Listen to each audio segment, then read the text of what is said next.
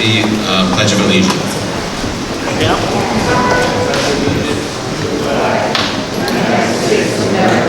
And to the republic for which it stands, one nation, under God, indivisible, with liberty and justice for all.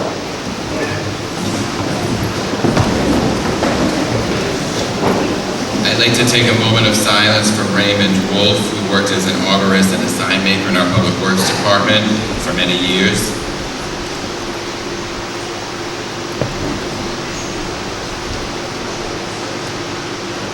And thank you, everyone. Next, we have approval of our minutes. First is a motion to approve the July 15, 2019 regular meeting minutes. So moved. Discussion. All in favor? Aye. Aye. All opposed? Motion approved 5-0. And a motion to approve the August 5th, 2019 regular meeting minutes. So moved. Discussion. All in favor? Aye. Aye. All opposed? Motion approved 5-0. We have a presentation from Sergeant Brian McGovern regarding the Narragansett Citizens Police Academy. So we're going to have Sergeant McGovern please come to the microphone. I know people have taken advantage of this this academy in the past, so welcome. Good evening, members of the Town Council, Chief Corrigan, and all those in tonight's attendance. My name is Sergeant Brian McGovern. I'm here tonight to announce that the Narragansett Police Department will be holding its Citizens Police Academy this upcoming fall. The Citizens Police Academy is a 9-week program that consists of classroom discussions and field demonstrations facilitated by members of the Narragansett Police Department and our partners in the law enforcement community. Participants will be exposed to several topics to include, but not limited to, patrol operations, DUI investigations, accident reconstruction, crime scene investigations, criminal law procedures, motor vehicle stops, use of force, and canine demonstrations. The purpose of the program is to demonstrate and educate the public what it is that the Narragansett Police Department and other law enforcement agencies do on a daily basis. The program is designed to engage dialogue between the participants and the Academy instructors. The program also strives to clarify any misconceptions that the public may have with regards to police and law enforcement practices. The Academy will commence on Wednesday, October 2nd. The Academy classes will be held on Wednesday evenings from 6 to 9 p.m. at the North Beach Clubhouse. The Academy graduation will be held on the first week of December. There is no age requirement. However, if participants are under the age of 18, they'll need the approval of their parents and legal guardians. The average age of last year's class was 46 years old, ranging from 16 to 89 years of age. All participation in the Academy is completely voluntary. However, active participation is strongly encouraged. Participants will be asked to join in on hands-on activities, ask questions, and to give their input during class. The 2019 Citizens Police Academy flyer and application can be found on the town's website as well as the Narragansett Police Department social media sites. Additional applications can be found in the lobby of the police station. I've also left a couple applications in the back of the room, and I posted a flyer up on the bulletin board. The application deadline is Monday, September 23rd. Please feel free to contact me if you have any questions pertaining to the Citizens Police Academy. My information can be found on the flyer. I encourage those interested in the Citizens Police Academy to submit their applications early as seats for the Academy are limited. And in closing, I'd like to thank the Council and those in attendance for your time and the opportunity to speak on the meeting. Thank you and have a good evening. Thank you.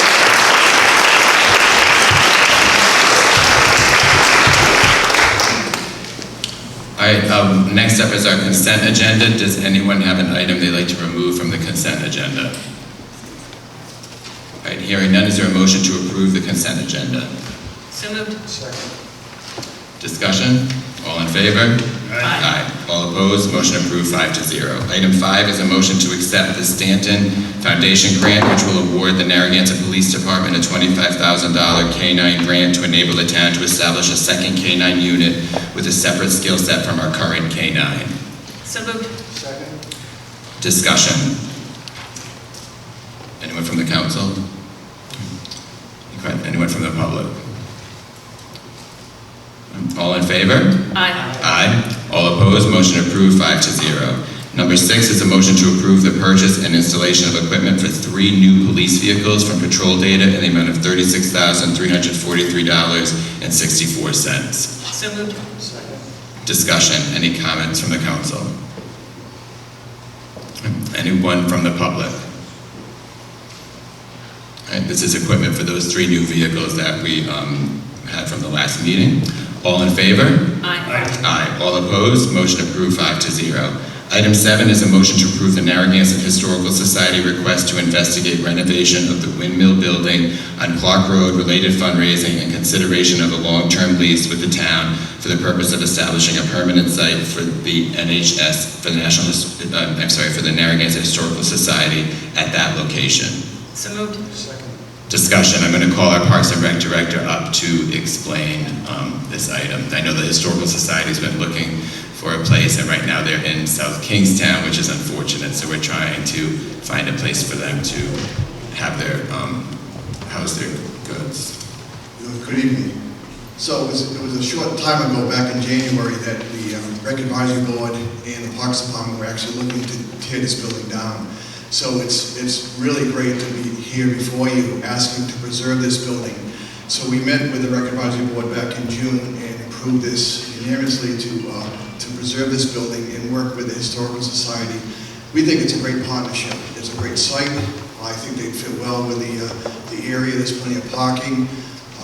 The Rec Advisory Board and the department have agreed to give the Historical Society 18 months to consider fundraising. They've had APCOR on the property. They're looking somewhere around $300,000 to renovate the building. We think it's a great fit, and I'd like to bring up Dr. O'Neill and Shirley Houston to talk about what their future plans are if this is approved by the council.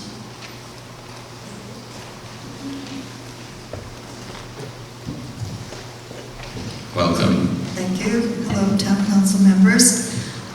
Many of you know that we've been looking for a permanent home in Narragansett for many years. Well, 5 years anyway. And this has been the most probable possible location for us. It's been empty for 2 decades and needs a lot of work. We've had Keith Lescarbo go through.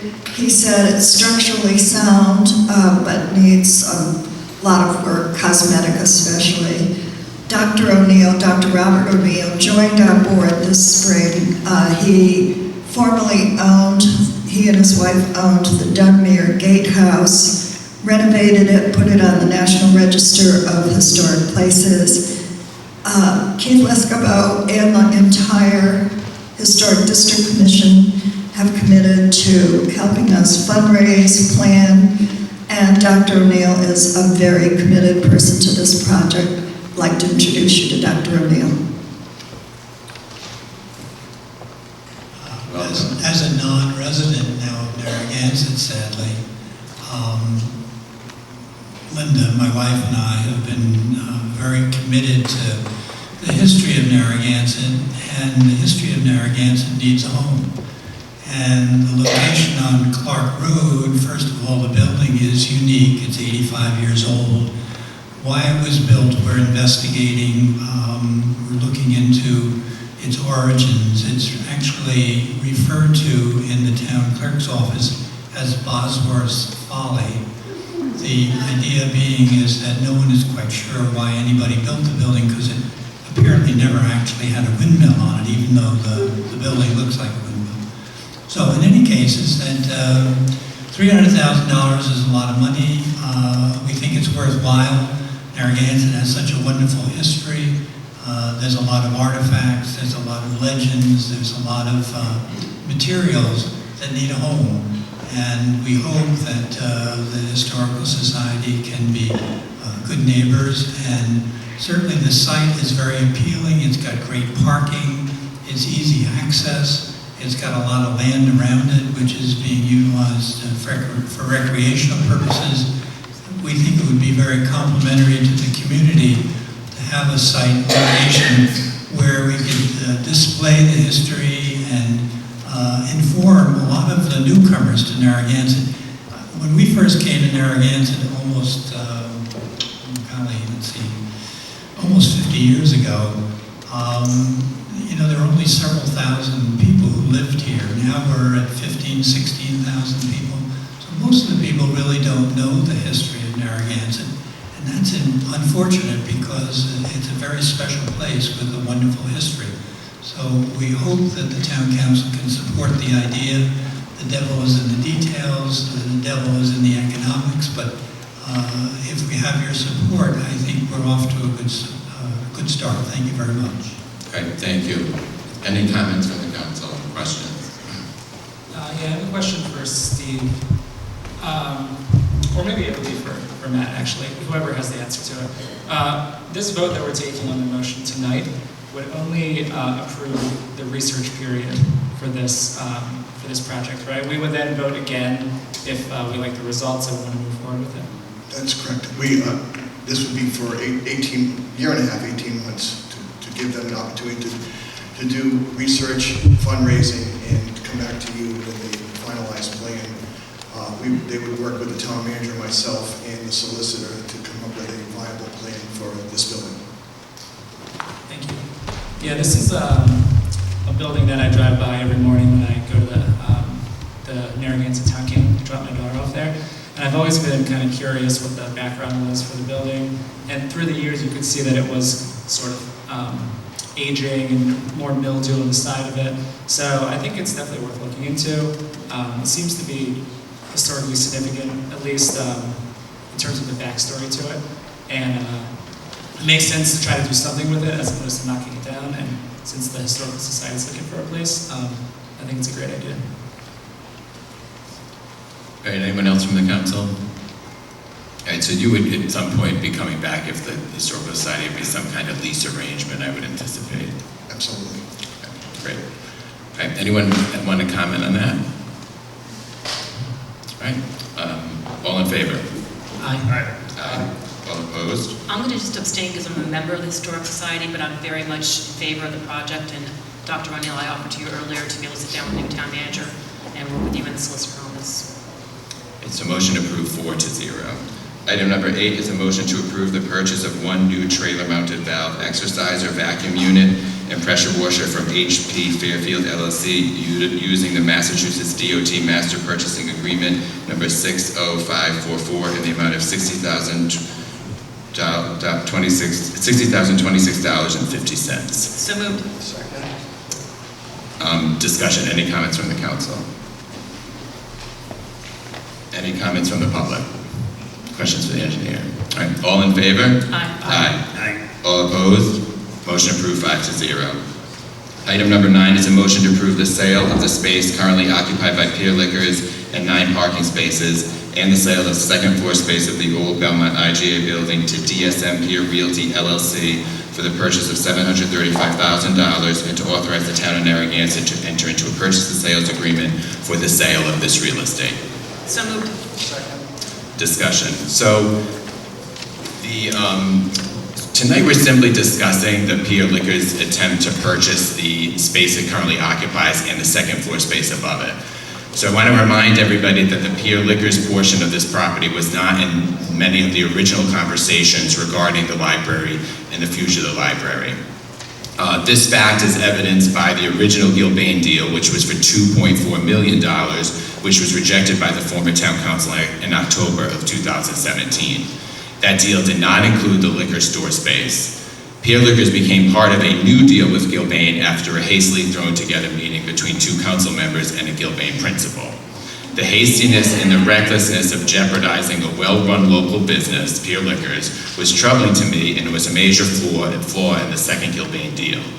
That second Gilbane deal, which was approved by the former town council last year. So tonight I'm hopeful that we can fix that mistake.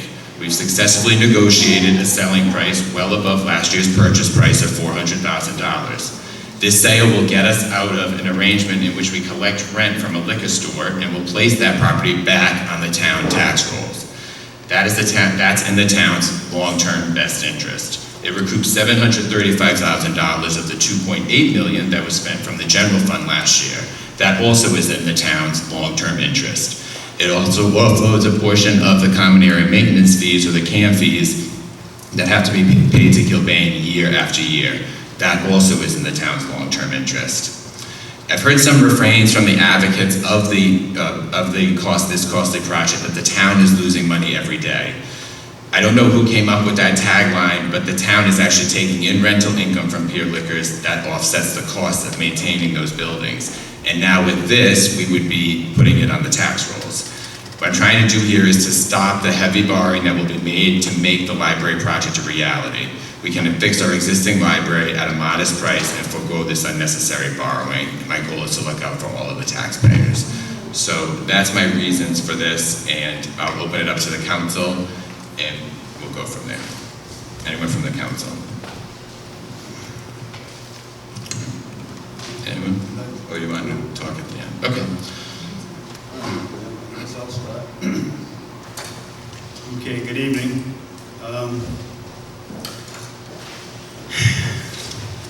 For starters, Matt, the original purchase of the liquor store only included the 3,000 square foot first floor space in the basement area.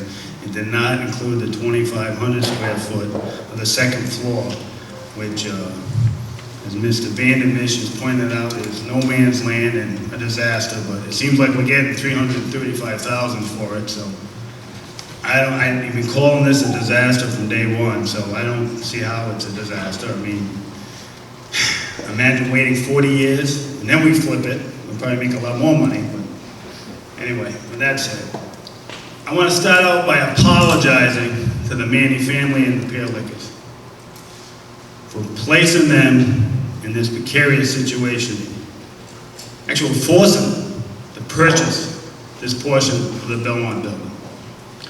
Jesse and I wanted to provide a long-term lease, 5-year blocks, up to 20 years, to provide this business stability. And also with a provision of a first right of refusal in the event the building did sell, he would be protected in the lease by having the ability to purchase his space on a first refusal basis. So this was rejected by the council. Mannix wanted a sale, desperate for a sale. So desperate for a sale, but he doesn't seem desperate enough to, since January 22nd, to put even a list price, an appraisal, or do any marketing. So he wants to sell it, but he doesn't want anybody to know that it's for sale. So I don't know. 25 years of real estate, I haven't seen that one. So Mr. Manny and the Pier Liquors, they're just trying to, protect their rice bowl. The biggest fear for most businesses is the unknown. And since this purchase of the building by the town of Narragansett, there's been so much misinformation that I can understand their concerns of protecting his business.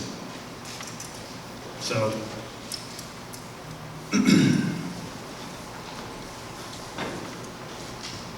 but again, we're putting him in a very precarious situation.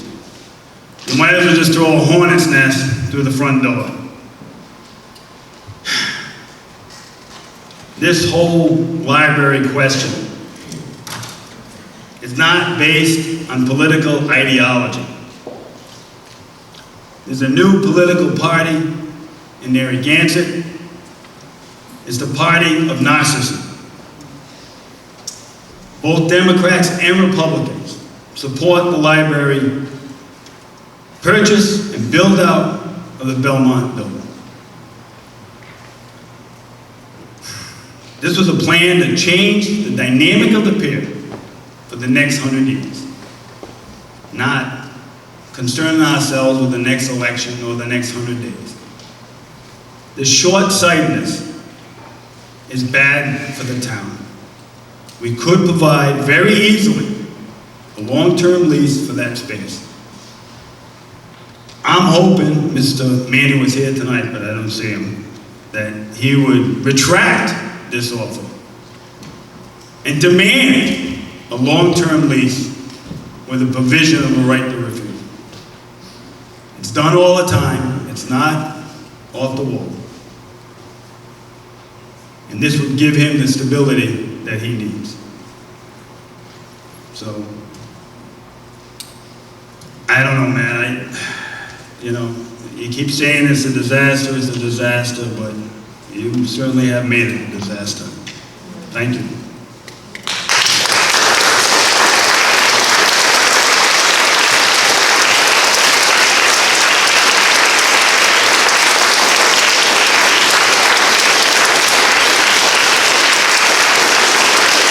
Is there anyone else from the council?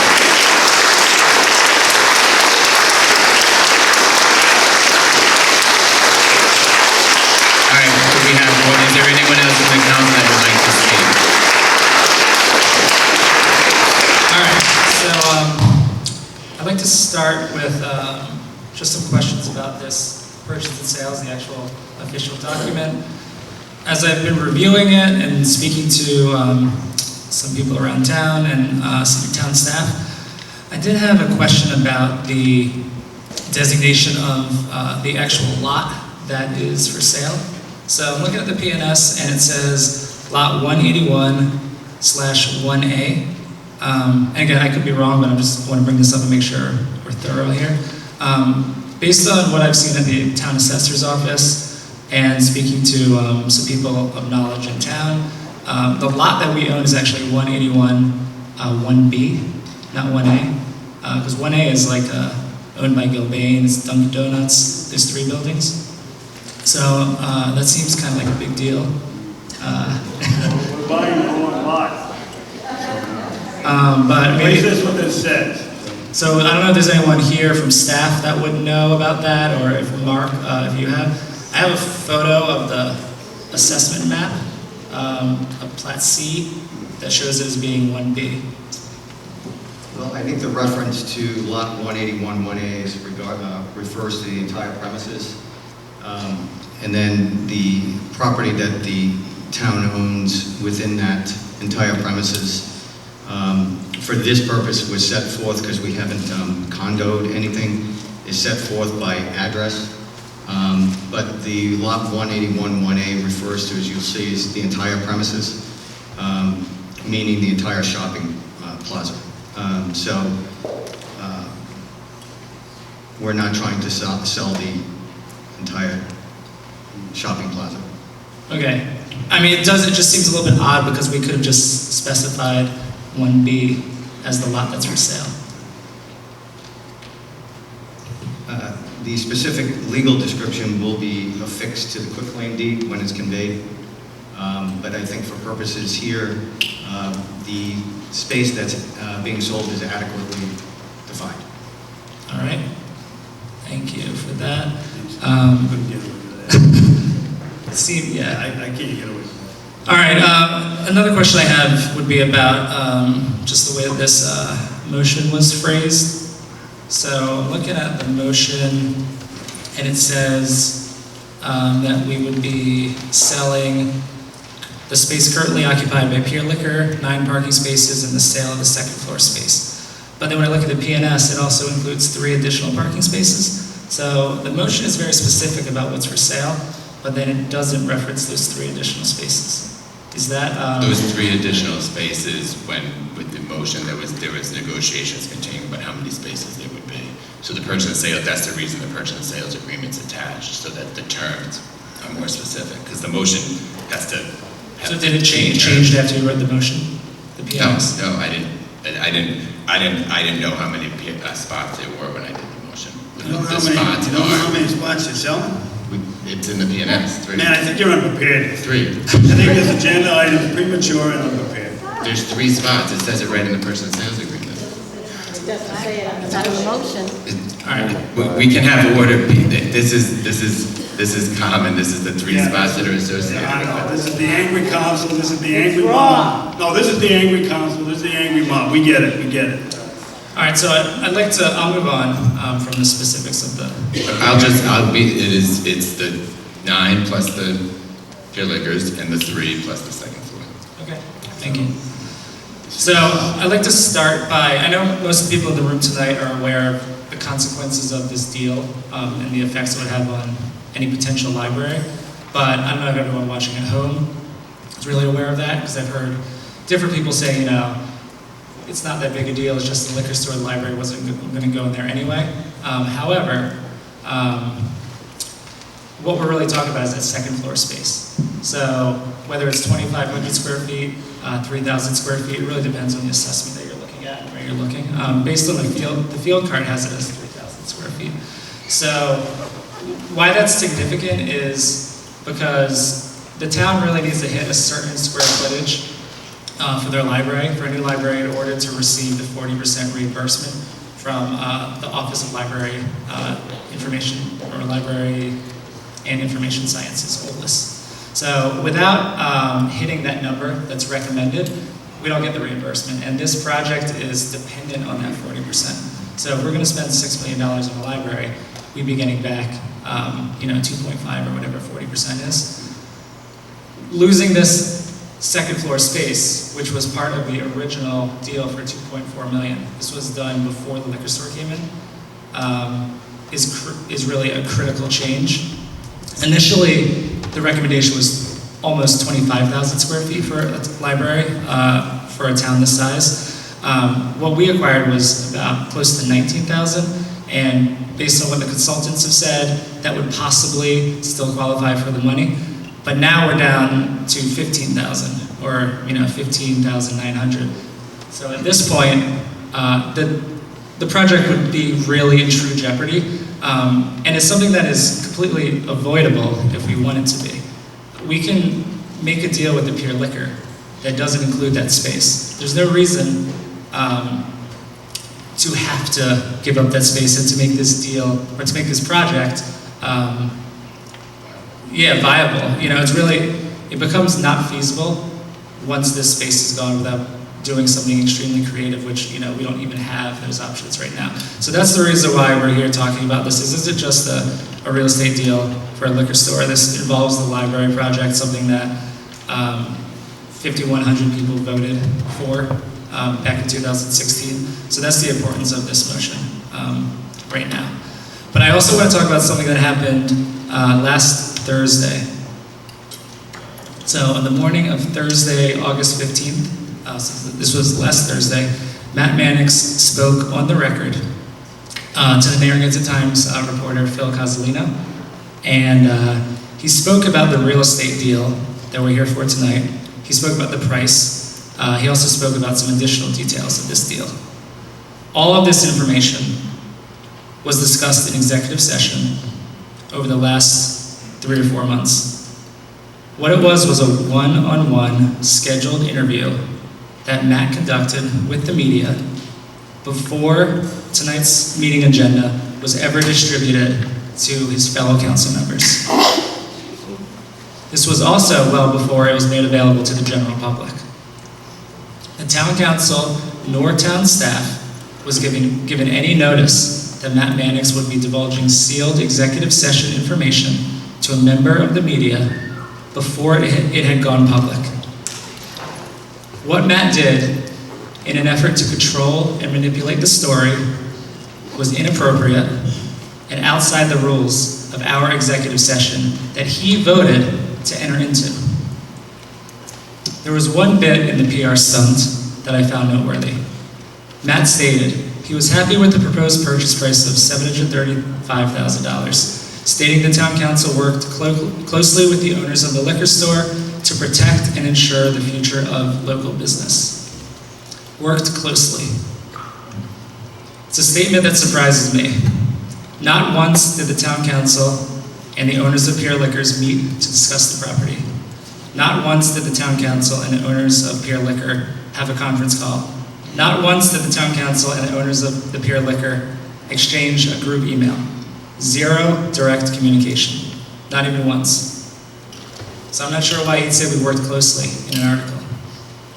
We still don't even know how Pier Liquors intends to use the second floor space.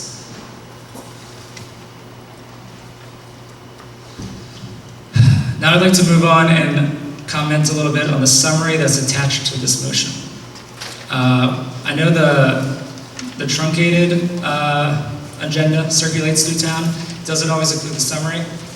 You can look for the summary if you're interested, but it is really telling, and it's been telling, I think throughout this term when it's come to library motions.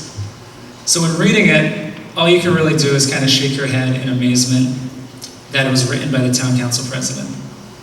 The summary, written by Matt Mannix, displays a level of emotional immaturity that is both embarrassing and disappointing. It's fueled by personal bias, as well as misleading and false statements. Actually, I'm going to read the statement. I'm about to read it right now. I'm going to read my own statement. Matt, it's my statement. You can read it when you speak. I'm going to speak about it. I'm going to read the statement. I'm not going to let you characterize. Sean, you're going to be removed if you can't behave yourself. It's my motion. It's my summary. I'm going to read. And you'll have a chance to speak. Okay. Read it out. No, it's mine. It's not for you. I don't know who you think you are. I can't read. No, it's mine. You just characterized it before you read it. You can read it. You talk about a PR stunt. You are a PR stunt. That's a PR stunt. All right. So I'll read the motion so the whole public can hear it. I'll read it again. DSM Realty LLC has offered. Sean, can you please call order to the We got to call order. They can't behave. Ladies and gentlemen, please. Show them. We should show them. Yeah, they're free. Show them. Show them. Show them. It's my motion. It's not for him to read and editorialize my words. DSM Realty, Pier Realty LLC has offered to purchase the Pier Liquors. Sean, can you please call order? Ladies and gentlemen, listen. Let him read. Jesse, you read. You'll have your opportunity for your comments up at the podium. Let's take this. It's my summary. It's my summary. DSM, I'm glad to read it. DSM Pier Realty LLC has offered to purchase the Pier Liquors property in the second floor area of the old IGA Belmont building from the town of Narragansett. Accepting this offer allows the town to fix a major mistake made by the prior town council. The town never should have purchased this or any liquor store in the first place. The purchase of this liquor store was abruptly added to the deal to purchase the old IGA Belmont building by the prior town council. The town bought the liquor store portion of that property for $400,000. This purchase allows a successful business to secure its future in the town. It provides the town with funds to defray the $2.8 million hole in the town's finances that was created by the prior town council. The buyer has agreed to pay $735,000, which is significantly more than the $400,000 the town spent to buy Pier Liquors last year. This purchase also includes a second floor above Pier Liquors, space that currently has little value to the town. It also provides opportunities for Pier Liquors to expand its business. This sale corrects a major error made by the prior council, protects the local business's future, and recoups $735,000 to the town's general fund. So now you can characterize my motion in summary all you want. Go ahead. So let's get into some of those statements in that summary. Accepting this offer allows the town to fix a major mistake made by the prior town council. This is a summary, which should be an objective summary of the motion. That's a subjective statement. The town should never have purchased this or any liquor store in the first place. The purchase of this liquor store was abruptly added to the deal. A misleading statement. The town hasn't purchased a liquor store. They didn't acquire a business. There was no transfer of ownership of an LLC or any other business entity. They bought a property that they lease to a business. The town council president is either unable to articulate or is intentionally misleading the public with his words. The buyer has agreed to pay $735,000, which is significantly more than the $400,000 the town spent to buy the Pier Liquors last year. True, and misleading, because we're selling them twice the amount of square footage. This purchase also includes the second floor above Pier Liquors, space that currently has little value to the town. Again, subjective and not really true. The second story is 300 square feet of open space that can be utilized for the library, for administrative offices, or with the addition of an elevator, Could be a conference room or a program room. So what I've just read is 4 unproven, misleading statements from the council president in his motion summary. This is the sort of diatribe that is beneath the council and should not have been published as is in the first place.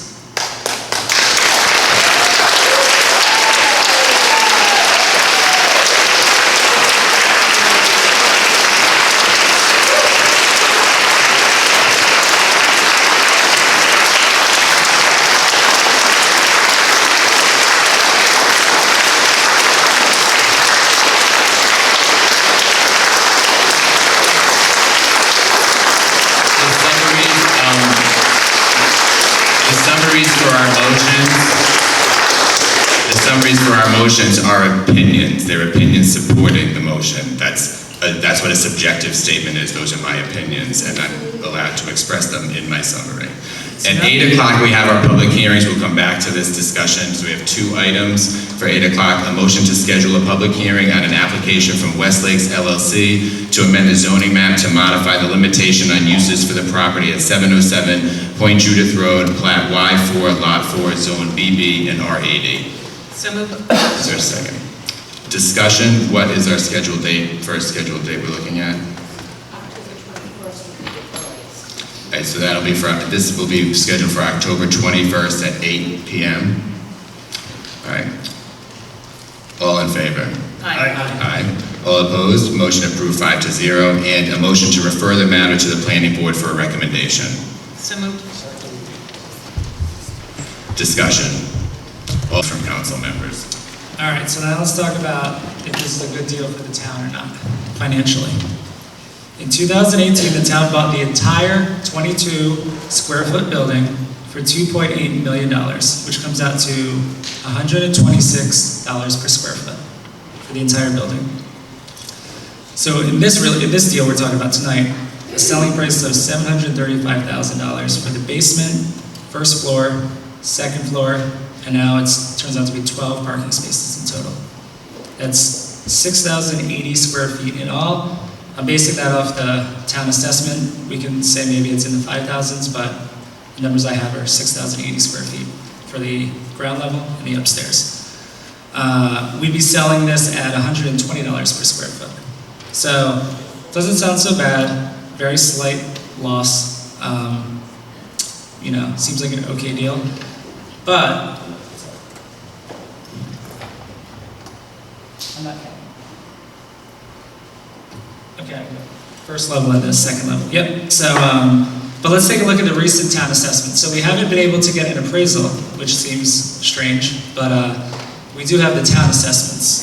So from 2014 to 2017, this entire property, 22,000 square feet, parking, all of it was assessed for just under $3.8 million. So that's $171 per square foot. In 2018, that assessment went down, maybe just based on the market.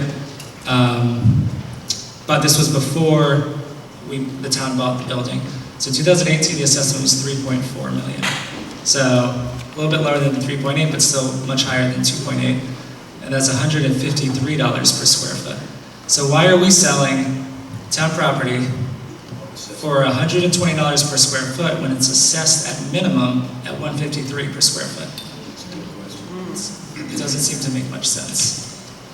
So the last thing I'll talk about is what can we do with Pure Liquors to make them happy, make library supporters happy, and continue to invest in business and in the community at the same time. Patrick brought up a great point. A long-term lease is something that would give them the security and the protection that they're looking for. And it's interesting because in January, before we had any executive sessions on this real estate, we received an offer from Pure Liquor stating that they would love to get into a long-term lease. And that didn't happen, and I'm sure you can guess why. So that is something they were interested in and can happen. There's 2 people right here that would vote for that to happen. So that is something that's very realistic. It would give Pure Liquor what they want and keep the library as a feasible project. Another option would be, if you want to get a little bit creative, the current library.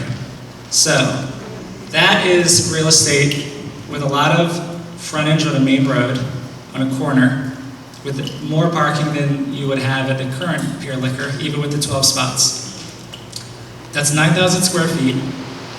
It could be divided. You could divide it into 6,000 and 3,000.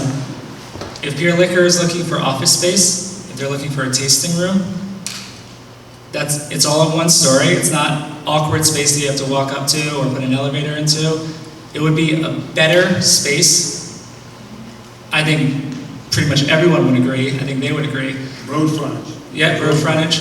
Better space than what this deal is about. And that's something that we could also discuss. The key to this is actually working closely.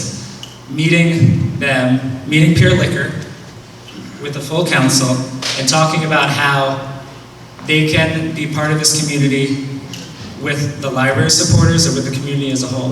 They've always been a good business here. The blame doesn't go to them, but there has to be a way to make this work that makes everyone happy. It doesn't, put something that people have been waiting over a decade for in jeopardy. So I do plead with the owners of Pure Liquor to put this on hold, to think about this, and if you are willing to sit down and talk, I think we can make something happen that would make everybody happy. Thank you.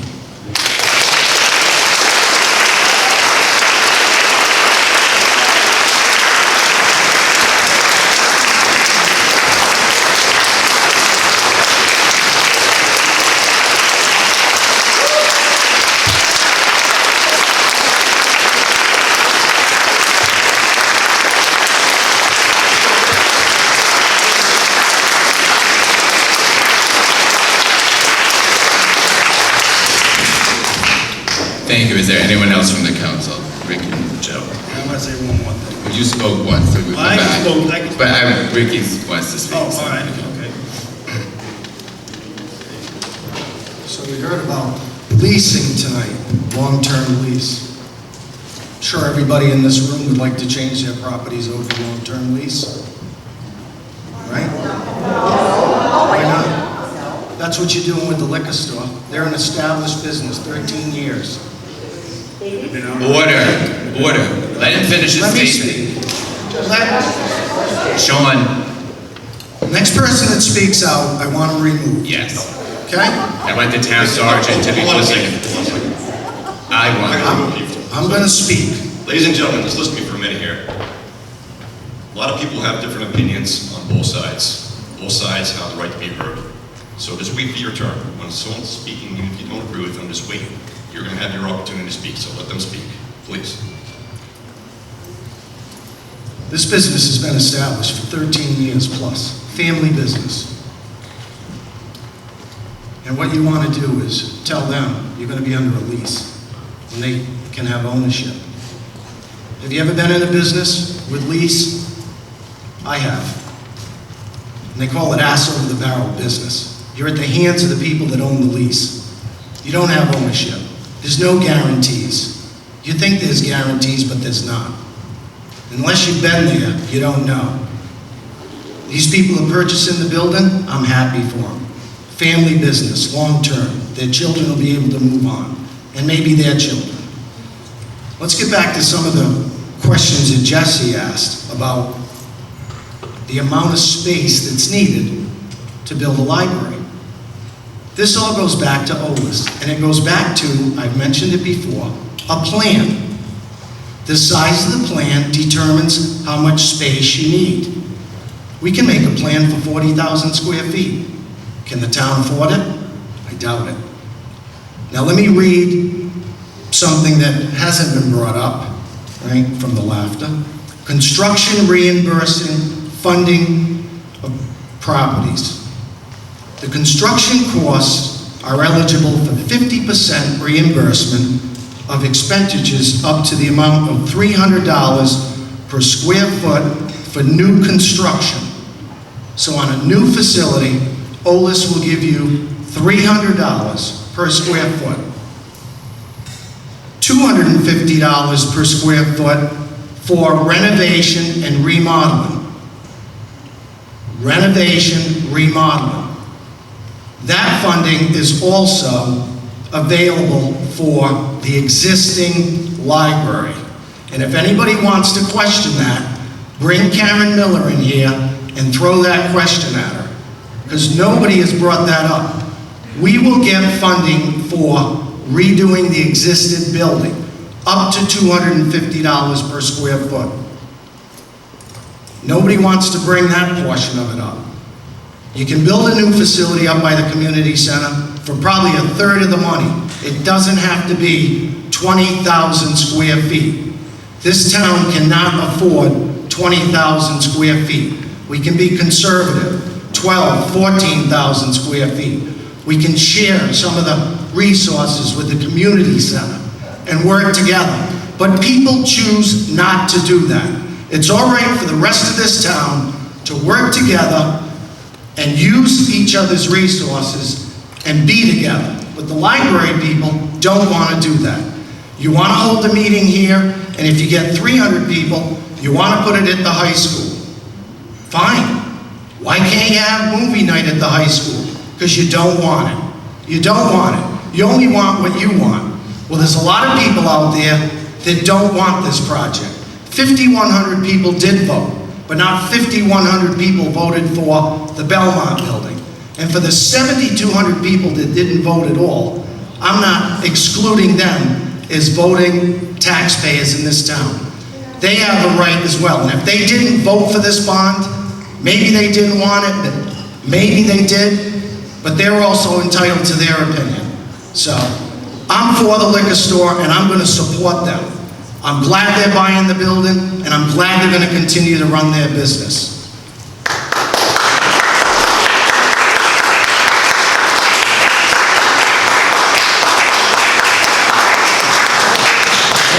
I really just have to make a correction. Jill, does Jill want to speak?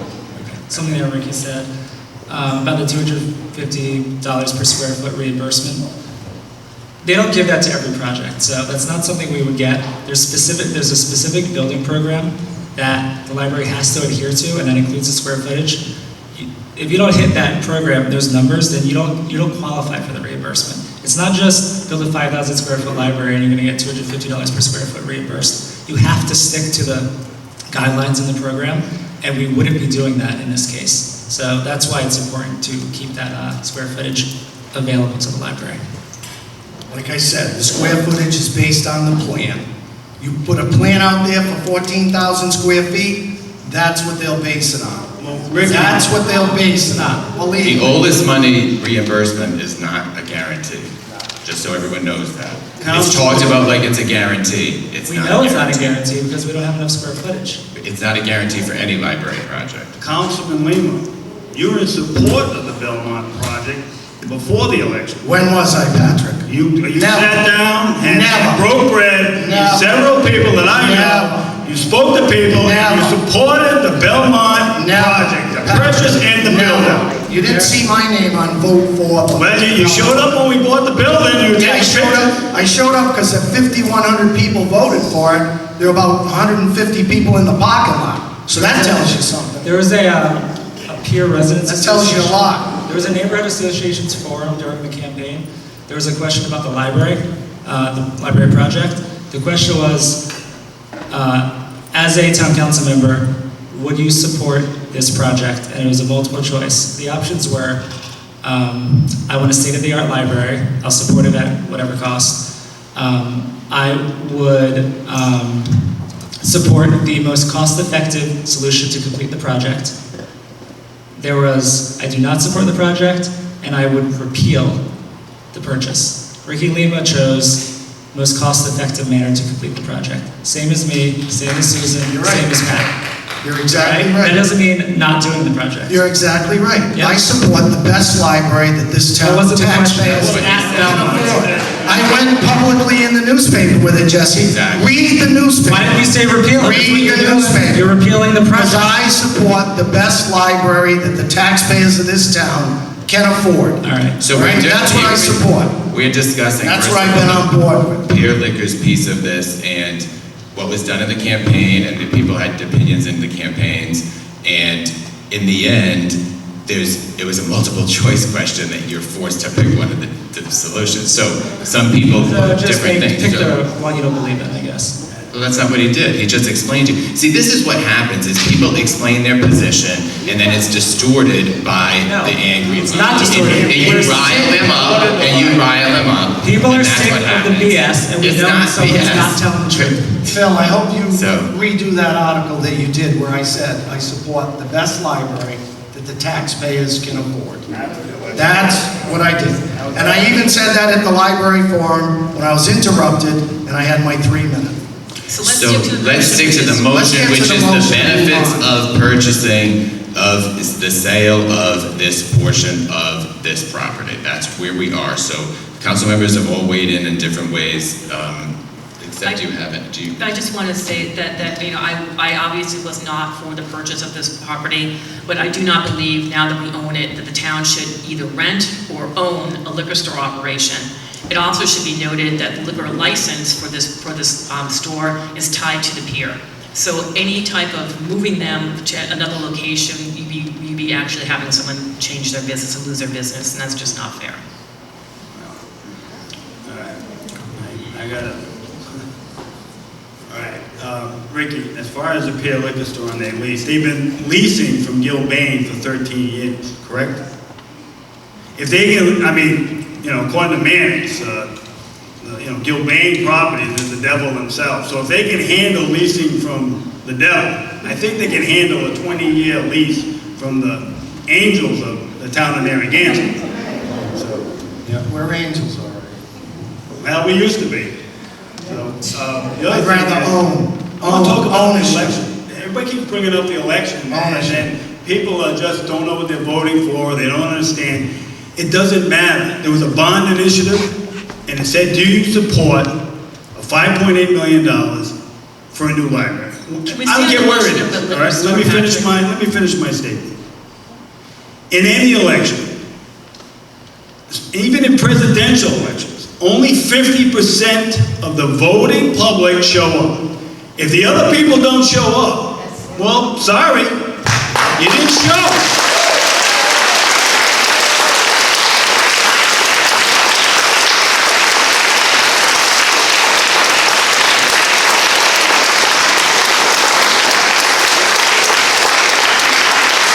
So the true numbers are 68% of the voting public supported this project. They voted for a library and not libations.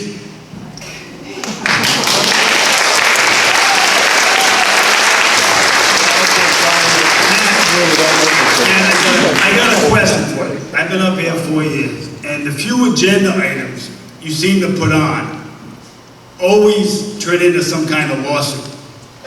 Okay? Colonel John Gardner. I think it's fact. Is that true? The Colonel John Gardner, the Edge Realty.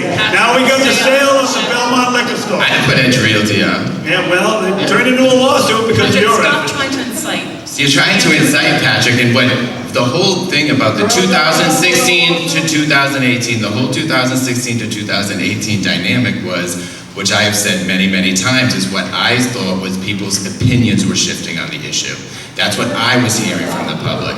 And so what happened in that election was that the Belmont Ford did not win in 2018. Why is it coming last place?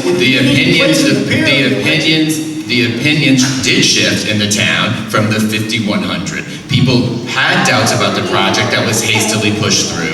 There were doubts that were grown. So that's what happened. So in the end, I've commented on it many times.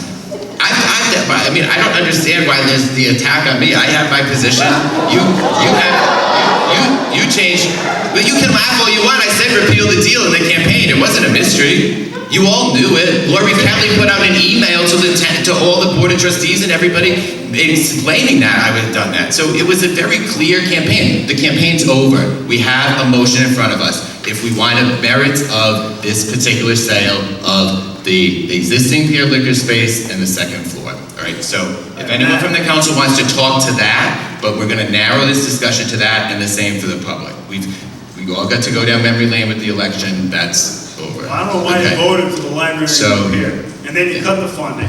I mean, I think the whole plan was, Stay Thank channel you. the library Thank and the you. Vines. Let them be self-supported, and the town of Narragansett wipe their financial hands of the library. I think that was your plan from back in 15. I'm glad you're a mind reader, thank you. All right, anyone from the public? Nancy.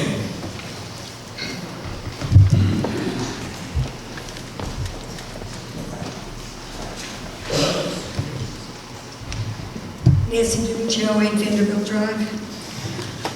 So I oppose the sale of the building to the Pier Liquors. I'm very disappointed for our community that the majority of the town council, and by that I mean Lima, Lawler, and President Matt Maddox, have ignored the will of the people by entertaining buyers for this building that had been purchased for our library. We feel disenfranchised, all of us feel disenfranchised by your blatant disregard for the overwhelming vote in 2016. Your actions have been nothing more than vindictive and hateful since getting into office last November. Your words, Matt, in your summary statement about the sale further indicate your misplaced disdain for the previous council's 10-year diligent research and action to fulfill the wishes of the residents by purchasing the Belmont building, including the space now occupied by Pier Liquors. You've expressed over and over for the past 8 months how annoyed you have been by Jesse and Patrick putting motions on the agenda that have a link to the library issues. But how different is it that you would undo a well-thought-out plan created over 10 years to move and improve our library? You've ignored the state mandates regarding the multiple waivers that have been granted to keep the present library open. You've ignored them. How long do you think the state will continue to do that? At the rate we're going, we will eventually have our library closed by the state, and there will be no one to blame but you three. We will not forget it. But you three are in control, and we the people are impotent, and that is not how good government should run. I again say, we will not forget.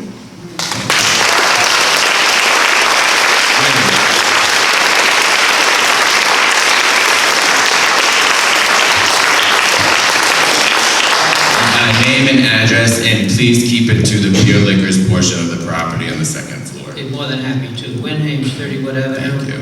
Narragansett, Rhode Island. First of all, I want to agree with Patrick that we do live in a democracy, and people go to the polls and people vote, and the results of those votes are usually what the people want in this country. Second, I'm very disappointed in the decision to sell. I'm very disappointed in the ways that it's happened. There's been no appraisal of the building for us to know how much exactly it is worth. There's been no inspection of the building. It's been a mess. And for the $735,000, I don't think that's enough for the property itself. So I'd like to offer you, because you haven't advertised, nobody's been able to talk to anybody about the purchase of the building. It's all been in secret. Apparently, you're the only one that's been negotiating. Apparently, the rest of the council has. So, I'd like to offer you $800,000 for that piece of property.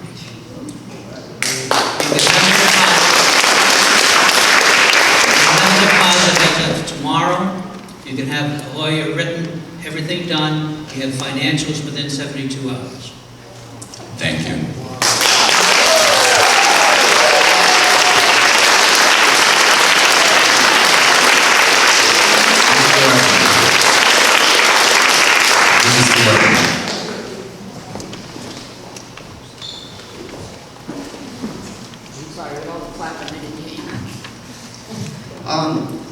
I had asked this council before to do an appraisal. Oh, I'm sorry. I just assumed she knew who I was. Sorry. Carol Fortin, 10 Cross Road, Narragansett. I did ask you to do an appraisal on the building, so we were not underselling it. I did a little research. I'm not a realtor, and I surely would hope the two realtors here would vote this down.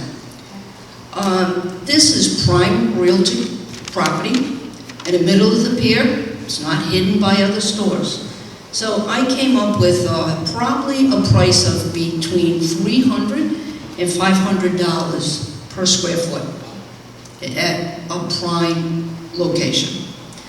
3,000 square feet for the liquor store at $500 per square foot, 1.5 mil.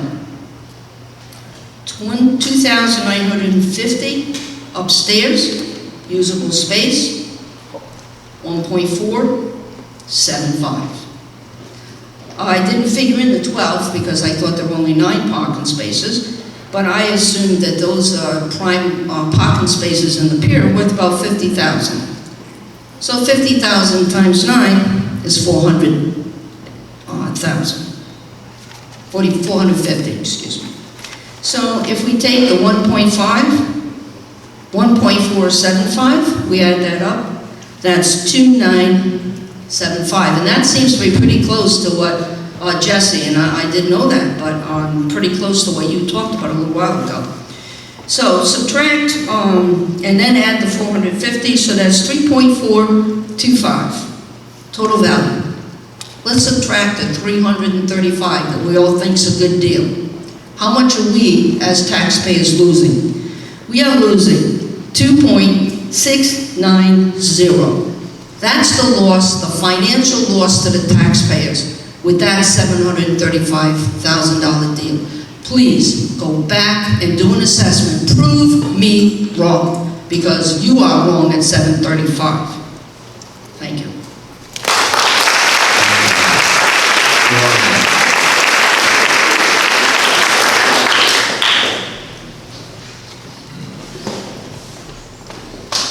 Gloria Roman, 33 Wheatville Cove Road.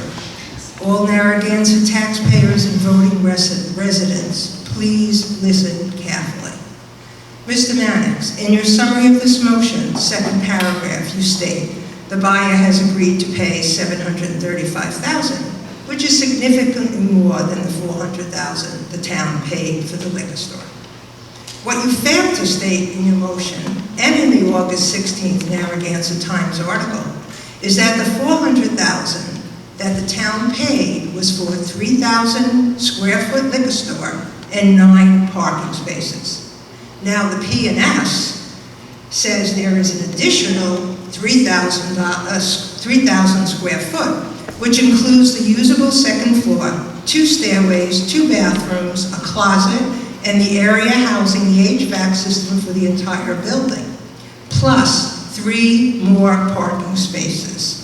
So the entire package is being very well undersold by you 3. This is, Mr. Mannix, this is another one of your skewed rationalizations that do not show the true finances of the deal. So I wonder how Mr. Mannix, Ms. Lawler, and Mr. Lima could believe that you made a good deal for the town and are fiscally responsible, when in fact the deal is totally fiscally irresponsible to the taxpayers of Narragansett. And you 3, not the proposed library project, you 3 are bleeding the town's finances. Mr. Mannix, in the August 16th Narragansett Times interview, you state that the liquor store pays $48,000 or $4,000 per month rent, which dispels the rumors that we are losing money every day in reference to a common criticism of the people in the angry mob. Another example of your skewed rationalization and incorrect financial figures. You claim that the $4,000 monthly rent does cover the interest lost each month, and that has for the money taken out of the town reserve and the monthly camp fees.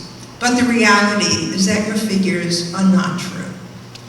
You had called the $5.8 million, if you had called the $5.8 million bond in November and given the library the square footage required by the state in order to receive $2 million in state reimbursement.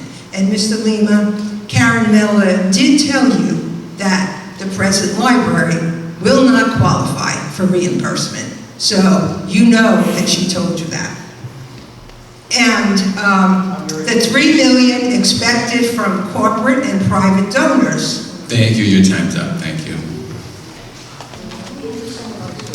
And Karen Miller did say that under the conditions that the building is in right now. You are misquoting. Not a renovation. Thank You are misquoting what Karen Please Miller return. told you twice. So I'm gonna go, there's something that happened there that's important to know. So Ms. Stewart,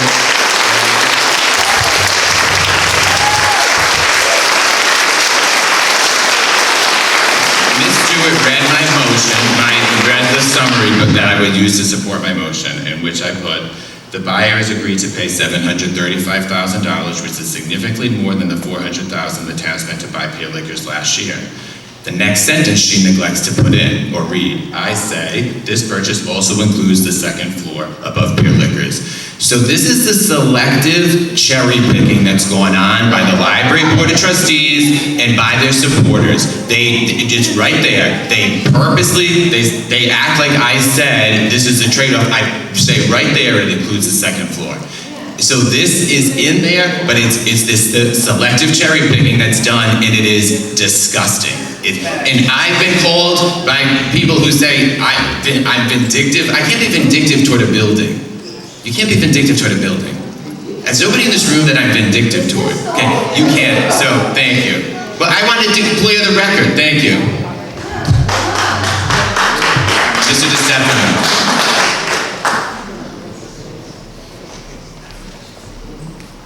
Thank you. Ted DeStefano, 94 Colonel John Gardner Road. Excuse me. I've been asking for a long time in articles I sent to the Narragansett Times, etc., for what a prudent person would do in a case like this, in a sale like this liquor store. They would get an appraisal from a qualified appraiser so that everybody would know that nothing secretive in executive session, Matthew, is happening, that it's all out in the open. We've got a bona fide appraisal and a bona fide value. Never happened. Never happened. And we find out that the executive session rules have been broken by Matthew Mannix. It's not accurate. Well, it was in the paper, so you'd have to defend it.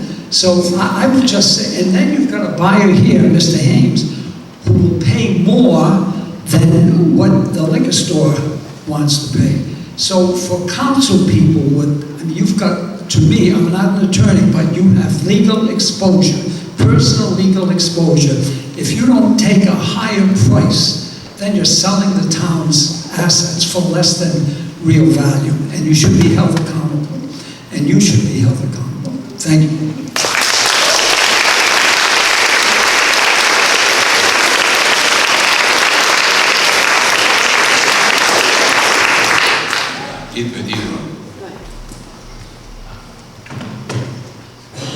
Lily Weiss-Nessover, 5 Judith Avenue.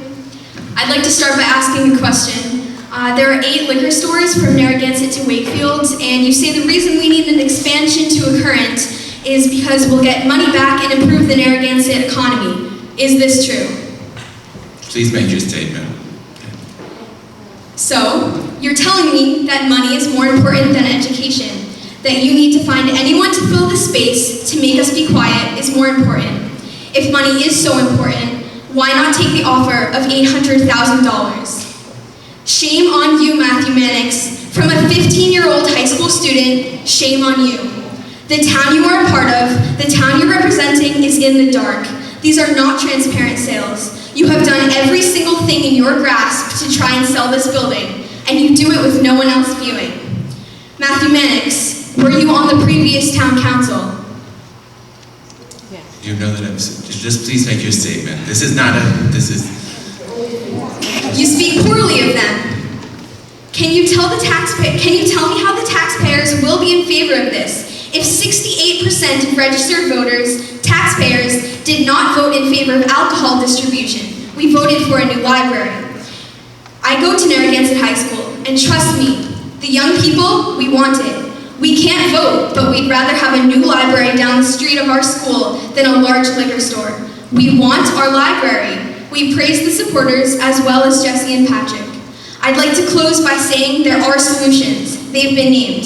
There are other solutions to the family establishment lease issue. Thank you.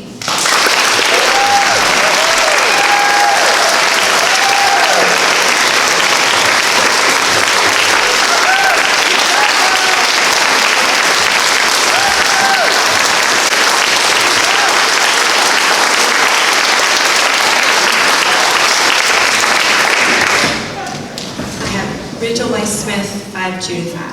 I have a few statements and a question which apparently can't be answered, but maybe it can by someone. I've been teaching my children all along that you forfeit your right to complain about things or to an opinion about political matters unless you show up or vote. So that's my statement on that. In terms of your statements, you are our elected leader. You're the leader of this board, you're the leader of this town. If you publicize your opinions, they should be based on facts and not on misleading statements that can confuse the public to think something else. We're relying on you as our leader for accurate information. And my final question is, I'm just wondering, I guess I should state, I support Your Liquors as an establishment. I've been going there for 20 years. I would like to keep going there. I'm sure a lot of us want to keep going there. And we'd like to find a solution, like Jesse said, that can help everybody and keep people feeling good about that establishment and not cast it in a negative light that's going to last. I'm curious about the zoning. I'm wondering if the zoning of that second floor is already zoned for liquor sales. I don't know if you can answer that or if someone can answer that. It is already zoned for liquor sales. The second floor specifically. The zone changed in October, just to answer that, to the public zone. So it doesn't need to go through any further zoning to sell liquor there? Or will it come before the zoning board? It will come before the zoning board. It could. If it goes before this, can we know when that date will be so we can show up? Oh, I'm sure you'll find out. Because I know trying to get my business in town, people turned out to try to keep me from opening my thing, so I know we can do the same thing. So, Rachel, one note about that. So this is the urban renewal zone, the Pier Marketplace. Yeah. And the interesting thing about that is that the town council has full authority to override any zoning or planning decisions. So it would ultimately come to this council. okay, I see. And I guess one last question I have is why, I might have missed something. I'm wondering why it's not an option to sell Pure Liquors where they're in now and not include the second floor. Yeah. Because that seems like a very viable option that would keep Pure Liquors happy establishment in town, keep everyone feeling good about it, and it still allows us to move forward with a viable camping library. Thank you. Richard.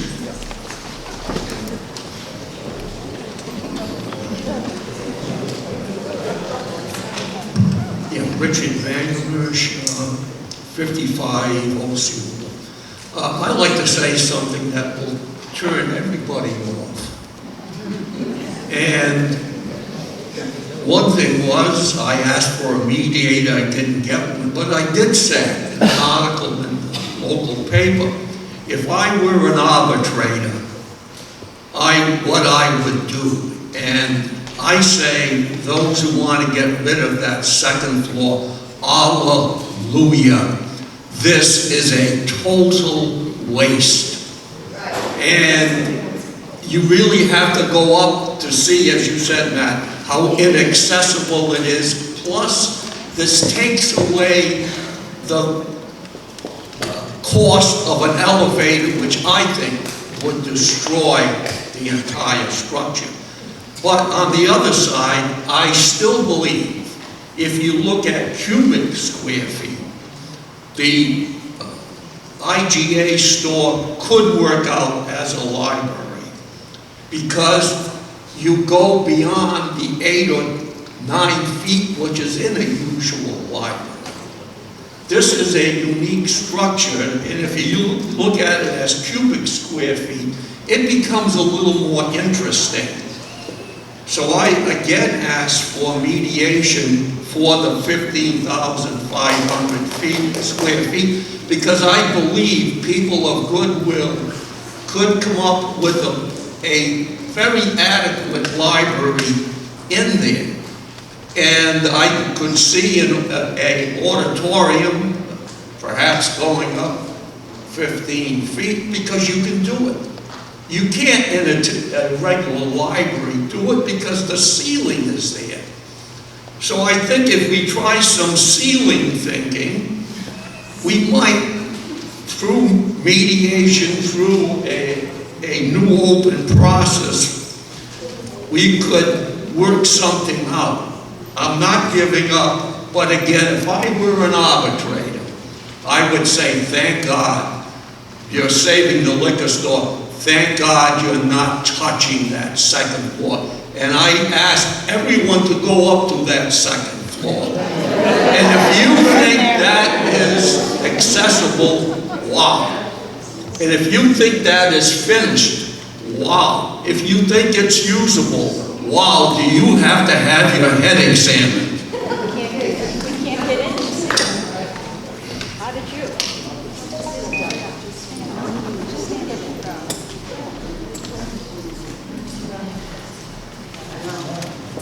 My name is Hillary Salk.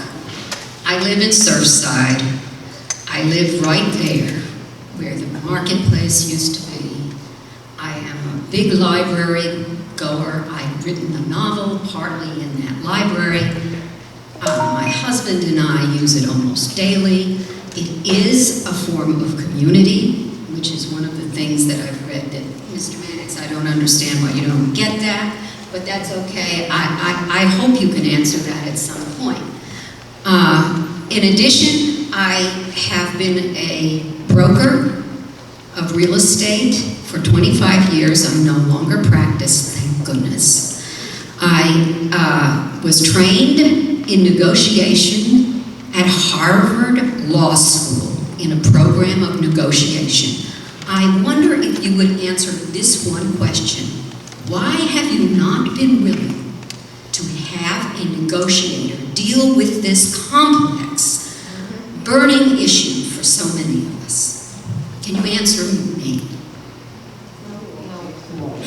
Just, is this, you make your statement Will you ever answer it? Can I ever talk to you and ask you that question? Why don't you, we can talk, we can have plenty of conversation. I do not have any objection to the peer market, to the peer liquor store. I do think that they would probably make a much more sane economic decision to rent this with a guarantee of renewal every 5 years for 20 years. There is no way that a good, sound agreement on rental can be broken. Now, I do feel that there are lots of options to be looked at, but we have not been allowed to really have that kind of open discussion where we as citizens can say, okay, there are some things that you may have a point about. But one thing, since the purchase of that building, I am a taxpayer. I own that building. I do not want to see that building go for less than what we paid for it. I do not want to see us have a library that will not get funded through the state method. I do feel there is money to be had from private resources. I do understand the importance of being a smart council member in terms of saving us from having an increase in our taxes, although I think we could afford a small increase, most of us. So I just do not understand how this has become such a fiasco. And it is a fiasco. And I am not rude, and I will not condemn you, Mr. Mannix, for what you are doing, although I do see some flaws in what you have done. Thank I you. do believe We're over the time. Thank that you. you may want to win too much. Thank you. Thank you very much.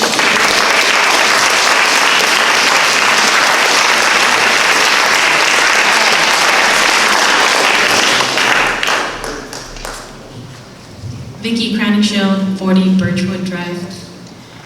So I could stand up here and spit out a bunch of facts and figures to you, appeal to your senses, whatever. I know it's going to fall on deaf ears, but I wanted to speak on this because the peer liquor piece is basically killing the library deal, so that's why I'm speaking on this.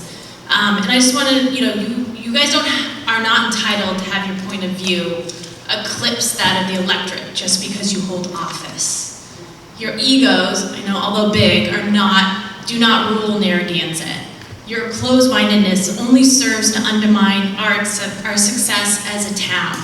Your attempts to silence only serve to fuel discontent. Your name-calling and gossip-mongering, and yes, I'm speaking to you, only reflect your lack of leadership skills. As elected officials, you do not just serve those who voted for you, you do not just serve those who agree with you, you serve all the people who live in your district. Your self-worth should not be tied to the title of your position. Your position should not be for settling scores.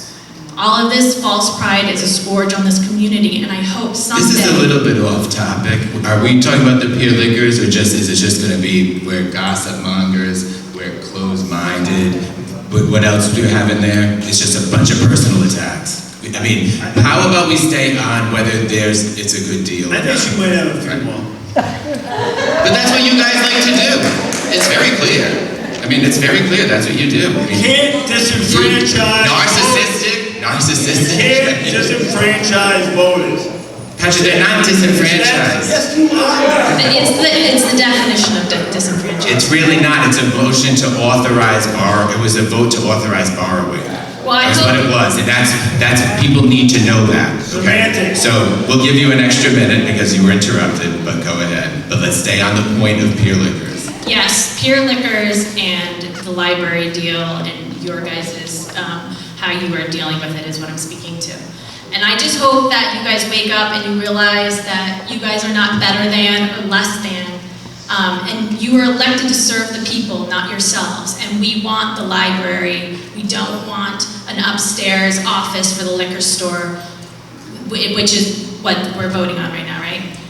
So by moving forward with this self-serving, prideful, short-sighted campaign to repeal the library deal, you only serve to epitomize terrible leadership. If you're looking to be remembered, you will be. And you may succeed in what you aim to do, but you've united the rest of us in our love for the library.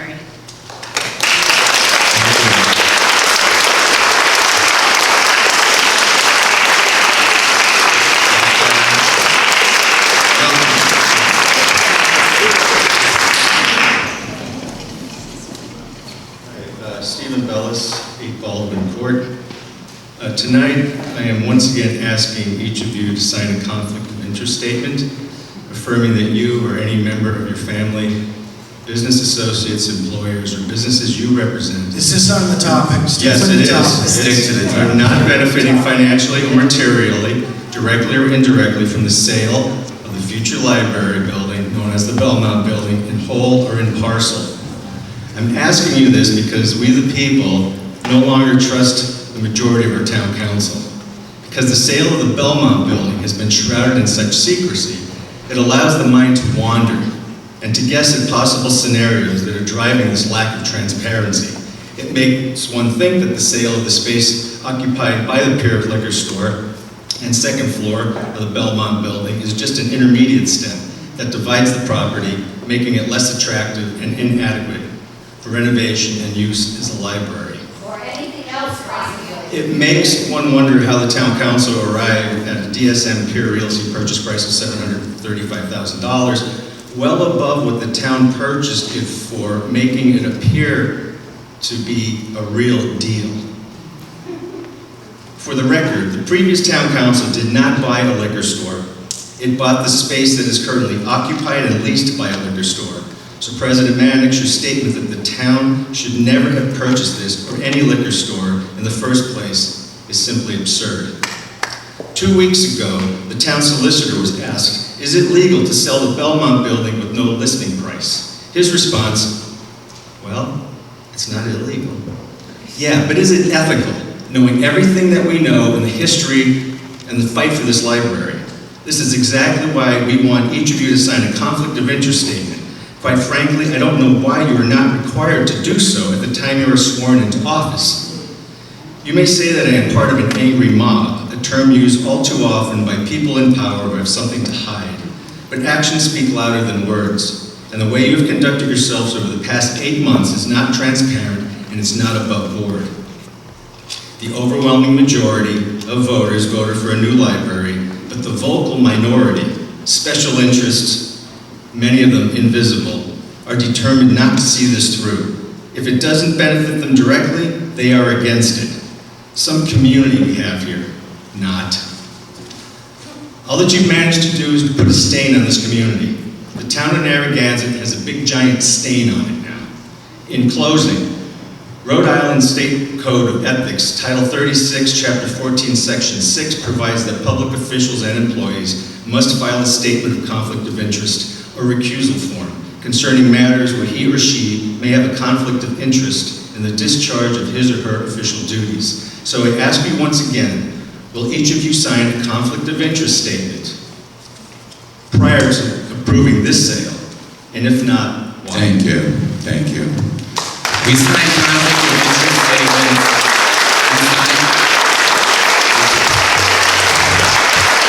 We recuse ourselves. Do you not want to hear the facts? Keep clapping. Go ahead. I mean, do you not want to hear the facts?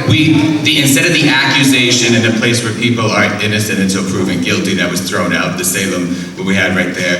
What happens is when we have an interest, we recuse ourselves. And I know there's been items I've recused myself on, and that's what our duty is. I know there's other people on the board who have done the same. That's the duty. But it's not for each and every deal that's in front of us. It's just not done. And I think I made it clear that I'm not making any financial gain on this property. Yes, Carlene.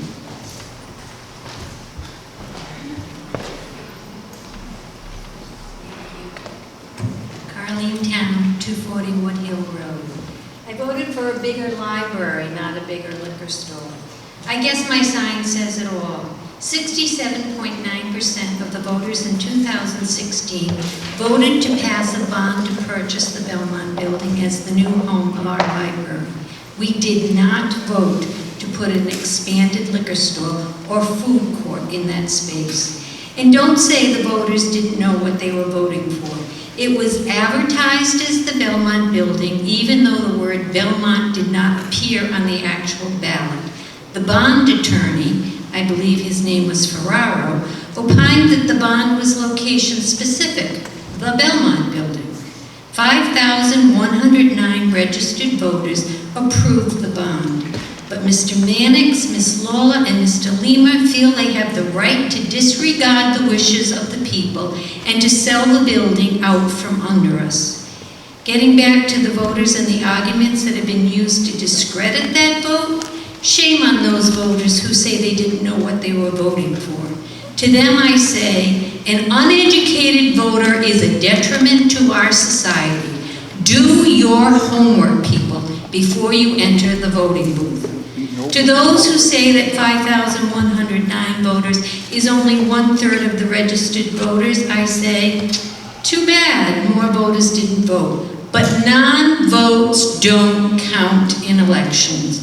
If you feel strongly about an issue, get out and vote. It's funny how, after the fact, people love to twist the results to support unsupportable speculations. Right here and now, let's label as trash talk and unfounded the argument that people who didn't vote were expressing a no vote. Do you know how ignorant that sounds? If such nonsense were logical, then others could use the argument that people who didn't vote were expressing a yes vote. Thank you.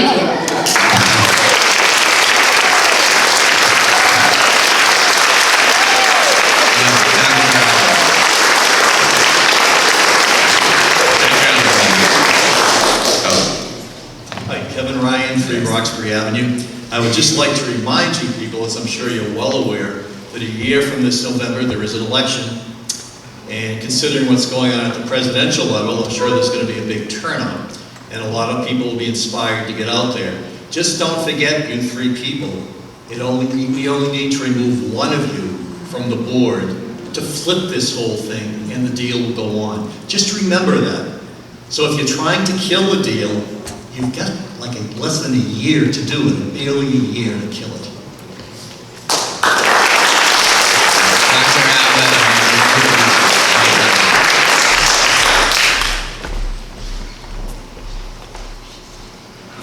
Nancy LaPosta Frazier, 71 West Bay Drive. When I saw this item on tonight's agenda, I immediately clicked on the link to view the summary. Imagine my surprise when, instead of a cogent, well-reasoned explanation for the sale, I was treated to a same old anti-library scream. How unhelpful, how unprofessional, how sad. So I came tonight hoping to see a professional presentation that would explain this potential sale. Again, I was disappointed. Your desire to keep the residents of Narragansett in the dark about this transaction is mind-boggling and, frankly, cowardly. Jesse has provided more information in his brief remarks than Mr. Mannix has, even though it's his motion. I have a couple of questions which I had hoped would have been answered. Since they haven't, I'll just ask them now, and I don't expect an answer. First, what professionals, outside of local town employees or council members, were used in negotiating this sale? When will the citizens of Narragansett hear from them? Does any professional documentation exist outside of the purchase and sale agreement? Now, I'm neither a lawyer or a real estate expert, so I had a little bit of trouble reading the purchase and sales agreement. Some items confused me. For example, the agreement mentions that the HVAC system for Pier Liquors is not located within the property they will be purchasing. The purchase agreement grants them access into the other part of the building to Pier Liquors for HVAC repair and replacement. This leads to some interesting points. Gilbane owned that entire building and rented it to 2 businesses, but it was run as a single entity, a single building. They then sold the entire building, one building, to Narragansett, which now seeks to split the building into 2 separate parcels. My question, is this an illegal subdivision? Does this mean I can sell my dining room to someone from Connecticut as a summer home, as long as I grant them access to the plumbing? Frankly, this is a premature motion. We don't have enough information. The new owners are not present tonight to discuss their plans. And shouldn't the abutters have their day at a public hearing to discuss a potential doubling of a liquor store? As an aside, I am disappointed by Mr. Lima's remarks. Apparently, he cares more about one single business than the children, the young families, and the seniors of Narragansett.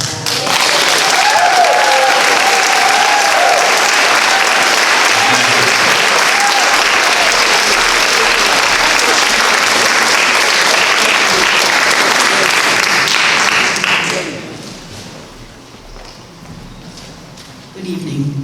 Ann Masterson, 9 Huron Avenue. I am opposed to the sale of the Pier Liquor property with the adjoining upstairs area. I have 4 points to make tonight. One is financial wisdom. Years ago, when this process started, because our current library facility did not meet state standards, the figures showed that the most expensive option for an updated library would be to start from scratch and build a new building. The second most expensive would be to update the current facility. And the third option would be to relocate to the Belmont Market building. The former town council chose the most economical option and purchased the Belmont and Pier Liquor building. Under this option, the state would reimburse the town for up to 40% of the cost. The town would still own the current Maury Lungin's library building, with the ability to rent or sell this prime property in Narragansett Pier. Of course, delaying progress only continues to add to the cost. My second point is trust. One concern I heard frequently about the Belmont location was that we would be dealing with Gilbane, a company that about 50 years ago did not deliver what the town expected. Some town council members did not want to do business with Gilbane, but now we hear from the disclosure in the paper that we're willing to turn over the center of our town to an unknown, out-of-state developer. Why are we trusting an unknown entity to care about our town? Once sold, that developer can do whatever he or she chooses should his or her proposed venture fail. Why are you trusting an out-of-state developer over the Maury Lungin's Library Board of Trustees, who only want an updated, modern library? What is Plan B? Through this whole saga, we have never been arguing over Plan A versus Plan B versus Plan C, etc. You have not engaged in planning for a new library, but have just focused on dismantling the plan that the former town council initiated. What are Narragansett residents, visitors, and neighbors supposed to do when you sell the Belmont property along with Pier Liquors and the state shuts down the Maury Lungin's library because of lack of compliance? What's the plan? I've not heard a well-thought-out, vetted plan with any financial accountability. And my last point is we have wonderful volunteers for us, for the town of Narragansett. The Library Board of Trustees, the Friends of the Library, the Love Your Library Coalition are dedicated volunteers who advocate. I haven't spoken on this. I know.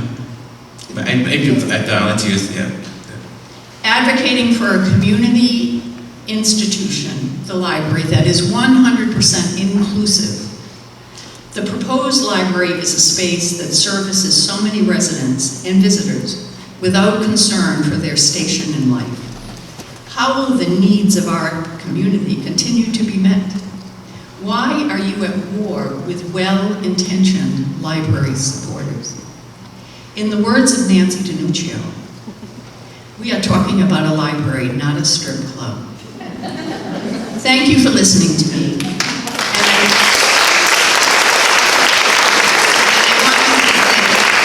And I want you to think about your legacy in the town of Narragansett.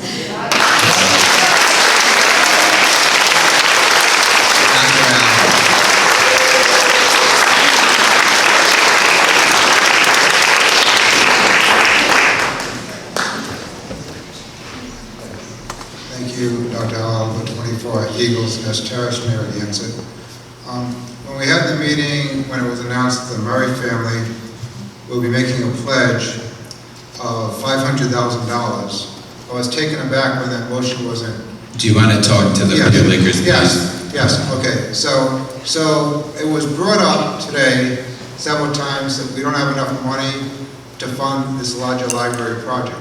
But we're not considering the monies that are coming in from people who want to make generous donations. Also, by selling out this property to this liquor store, it's making it much more difficult for us to have that library be a reality because we're going to be cut back on all this funding, as Councilman Pugh brought out. In addition, it's going to be, it is a liquor store. Even though I'm into small business, it's a liquor store. You know, it's not a art museum. So if we want to have a library, it was nice to not have it next to a full, huge liquor store. It's just, it could be problematic, okay? I'm all into helping small businesses, but it looks as though we're looking into negotiating with a company in Connecticut to make it a multiple food mart. You know, it's been on the internet all over the place that you guys are trying to make this here a food court of some type.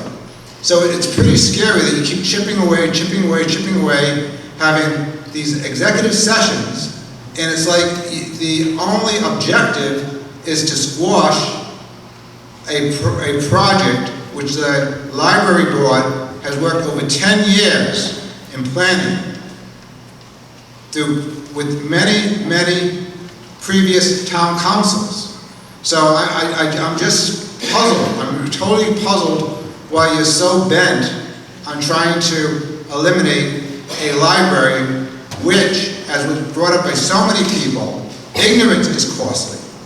But giving people education, giving people a place where they can have a community, that's priceless. That's priceless. So we can't always think about money. Let's think about, you know, I work at the state prison.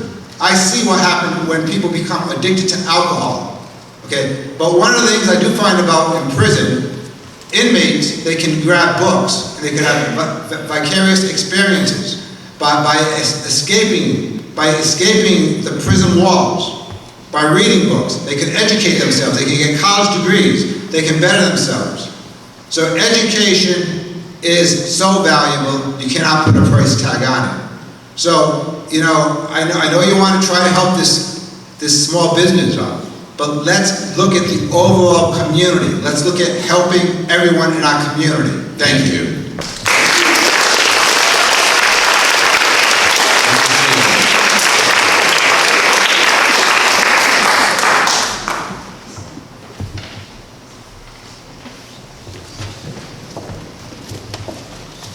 Thank you. Howard Shields, 37 Earls Court.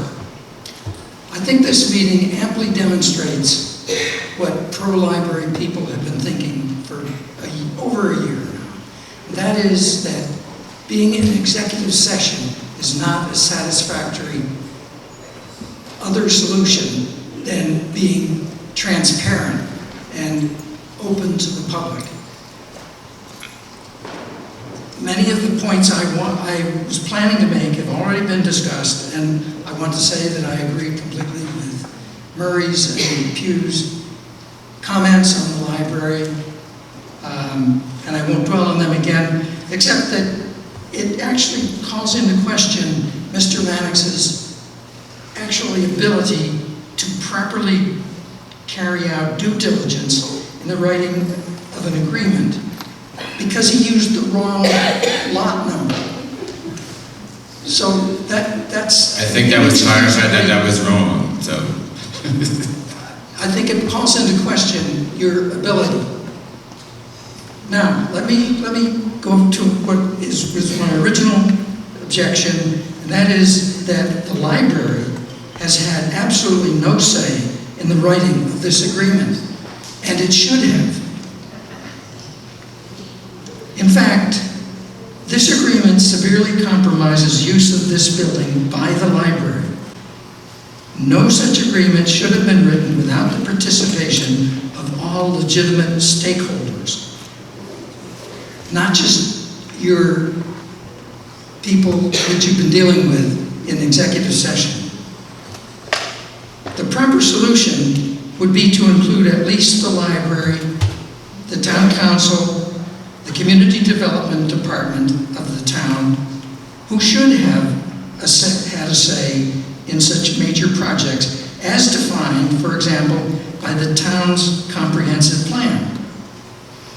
Other stakeholders should at least have been invited to these meetings, and that would include library patrons, such as Love Your Library, donors who have publicly pledged a funding commitment, and maybe the town engineering department for their expertise.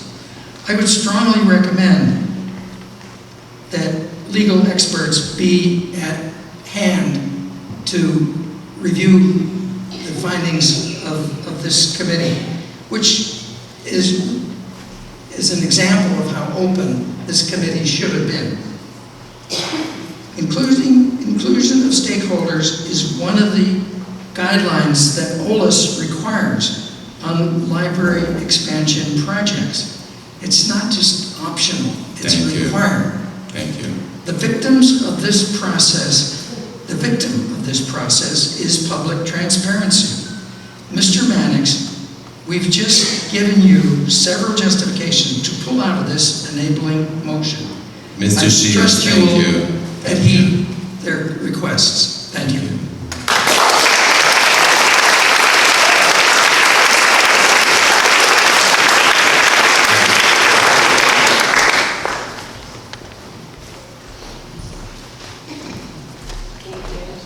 Elizabeth McCartan, 19 Elm Avenue. I've come to many of these meetings and listened and watched and thought and researched, and been kind of disappointed every time, but understand this is the process, there's a majority. I see people in my community getting kind of toxic and ugly, and I hate seeing that. I like the idea somebody just had about a negotiation, but that's beside the point of this motion. When I saw in the paper, or I think it was online, that this was coming out, it felt like it was like really soon. Like, I didn't know that was an option that was going on. It seems like a really big step to take without having more thought. Like, I've heard 4 better ideas tonight. And so I just implore you, as my representatives, to take heed, and maybe there's a better way. I mean, we could all just come out of this better and more whole. Thank you very much.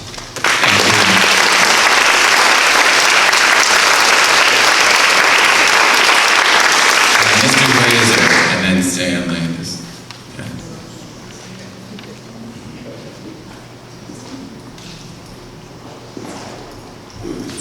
Thank you. Steve Glazer, 6 Pier Marketplace. First, an observation. Mr. Lima and Matt, you talked about an angry mob, you talked about... You can address me. You talked about an angry mob, and you talked about voters that didn't come out to vote. That's the silent majority. The last 2 people who thought there was a silent majority, one resigned under an embarrassing situation, and the other one got impeached. That's Nixon and Agnew, maybe a little before your time. You cannot count on a silent majority. If they really were interested, they'd be here.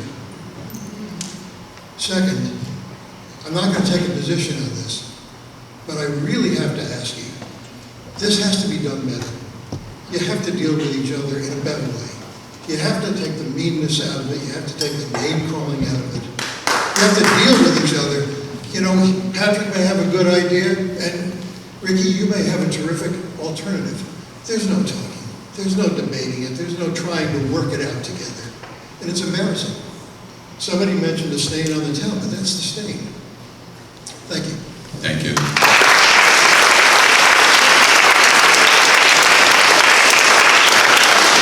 Stanley, and then Stanley.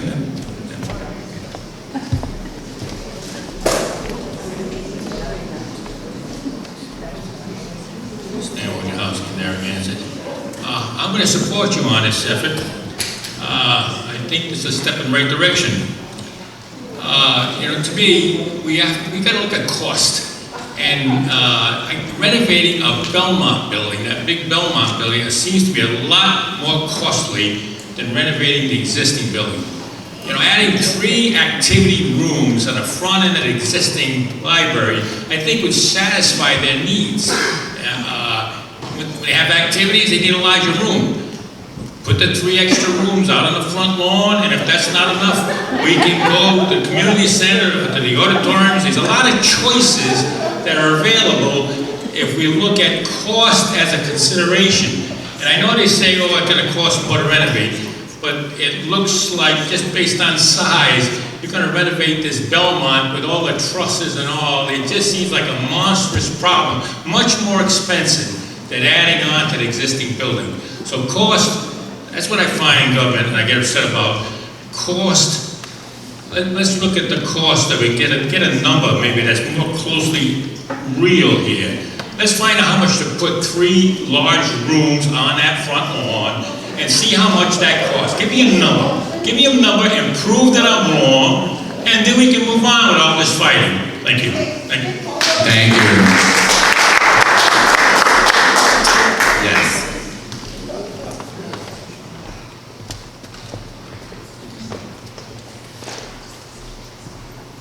Lillian Larkin, 11 Pocono Road, Narragansett, Rhode Island. This has all been a very long tale of 2 libraries. And what I've not heard discussed is why we're not selling the present library. I emailed you, you never got back to me. We hear a lot about selling the Belmont building, but the better alternative would be to sell the old library. I've not got an answer. Could we discuss that, please? Please make your comment as to why you think that's a good idea. That was my question. What's your comment as to why that's a better idea? There's been no discussion as to why the new library is always being discussed as being sold. But there's never a discussion on why the present library is not being sold. Why has that never come out in the discussions? Explain to us why that's a good idea. Make your case. Why is it a good idea? Because everybody would be happy. You would not have an angry mom. It would be beneficial financially because all the money would be given. You have donors, you have bond money, everything is there. You sell the old library, you almost give the town a free library. So I would like that addressed. It's never been come up. It seems to be a very logical, simple solution. Thank you.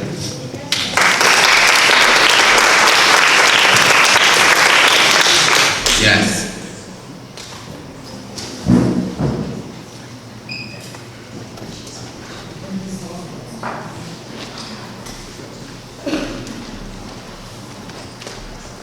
Mary Nato, 10 2nd Street, Narragansett. First of all, I wanted to make sure everyone in the room understands that in our democracy in Narragansett, that the town council is supposed to work for the people, represent the people, and we did vote for the library building, and part of which is the building that you're proposing to sell. I think that we could work something out where we rent the current space to them and we keep the other piece of the library that we need. We should work on purchase either a sale or rental for that. And the other thing I really wanted to mention was, and we never released an RFP to know exactly what the cost of the building was. We should do that for the new library. But I was very disappointed when I read the agenda item and the backup.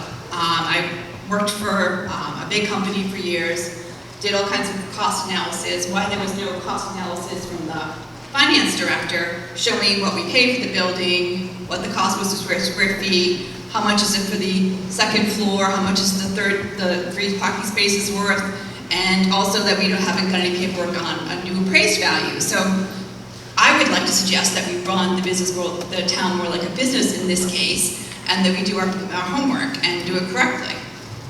But I do want us to keep the 2nd floor for the library as we voted for.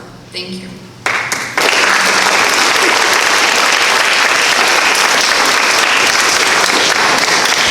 The finance director and the former finance director provided us with those numbers during our budget seasons, which we've talked about, which that's what we work off of in budget. We don't work off of people's opinions. That was the number, was 7.1 million in the last budget, and it was there was 1.3 in suggested donations and grants. This was what was in everyone can see it, and it was the 5.8 in borrowing. I just want to clarify. Thank you. No, thank you. I'm clarifying. That's the numbers. Susan, no, she's done. Susan, it's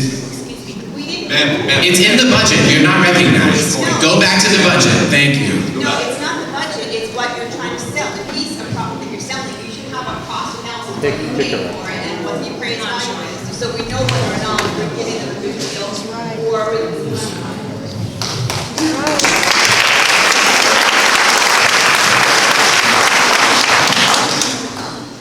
Susan M. I agree with Mary that yes, we need a cost analysis. I am opposed to not so much selling the liquor store, I think a lease would be better, but I am opposed to adding any additional square footage. If they want to buy what they have now, leave the other space intact, that's what it should be. And I don't know what the driving force was, and one of the problems is executive session.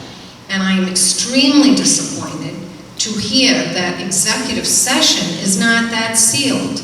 I mean, I had heard rumors and stuff like that about one person on the town council who was speaking in a public place well within earshot of all these people about someone Can from we stick another. to the motion? Well, this is part of the motion, because this sale was handled in executive session. There is no real estate company with it. There is no, we're comparing apples to oranges. We make it sound like in the motion, like this is the best thing since sliced bread. It's not equal, and we don't have all those facts, and we should have had our financial analysts up on the screen so we could actually see what you're saying is true. I don't think it's true, and that's why we've only got the Narragansett Town Council up there.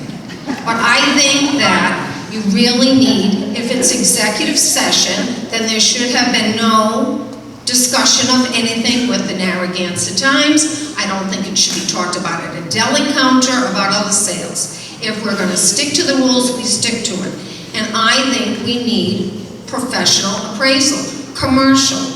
And it just seems unreal that this whole thing is shrouded in secrecy. It should not be. So I'm opposed to this sale. I'm in favor of the lease. I think the lease is very workable. When there was talk about picketing the liquor store, I personally was not for it. I feel that, you know, this is not something new that no other library does. Libraries in Chicago, actually the new ones, the new branches are being built with rental space underneath. And why? Because it helps pay for the library. They are actually making money by renting a portion of their building. It's the first floor. There's one on Taylor Street in the Tri-Taylor district, and it's a fantastic library. It replaces, it looks like the situation we have here, the old library and then what we could have. So this has been done, and I'm sure that's not the only case. So if we're really trying to help the taxpayers, if we're really trying to save money, then we wouldn't turn down grants, we wouldn't turn down matching funds, we wouldn't turn down OLAS. We just wouldn't be doing this. This is not a good financial deal. Thank you.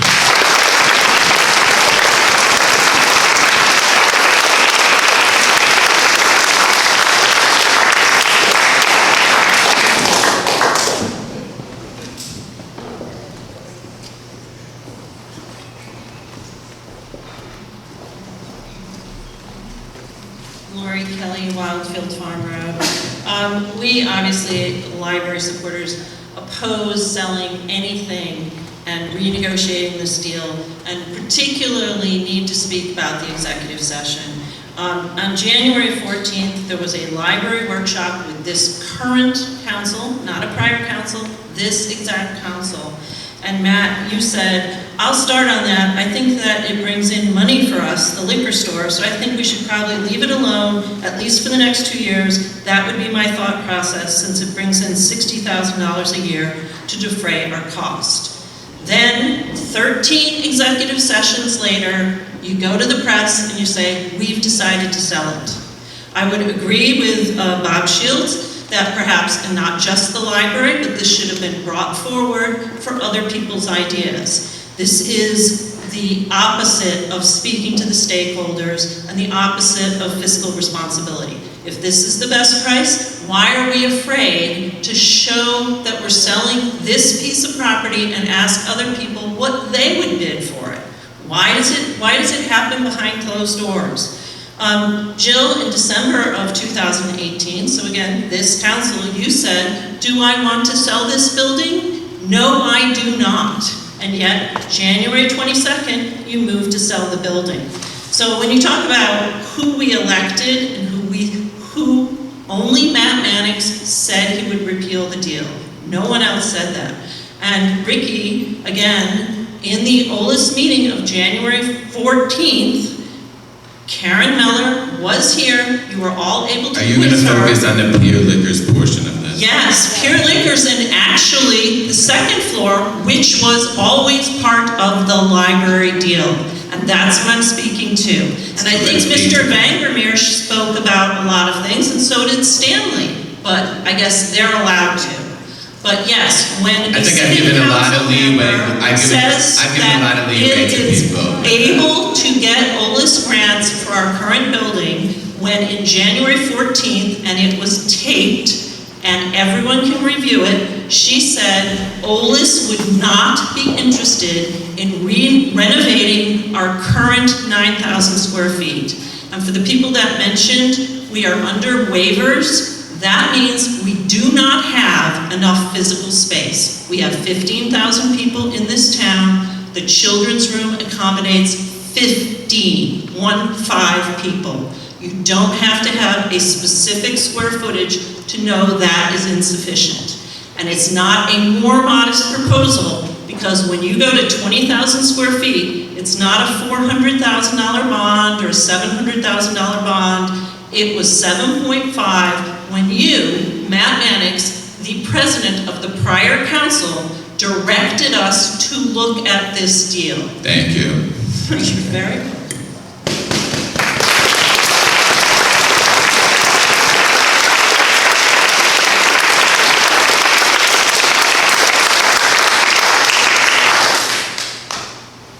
All right, if there's no, is there any, yes?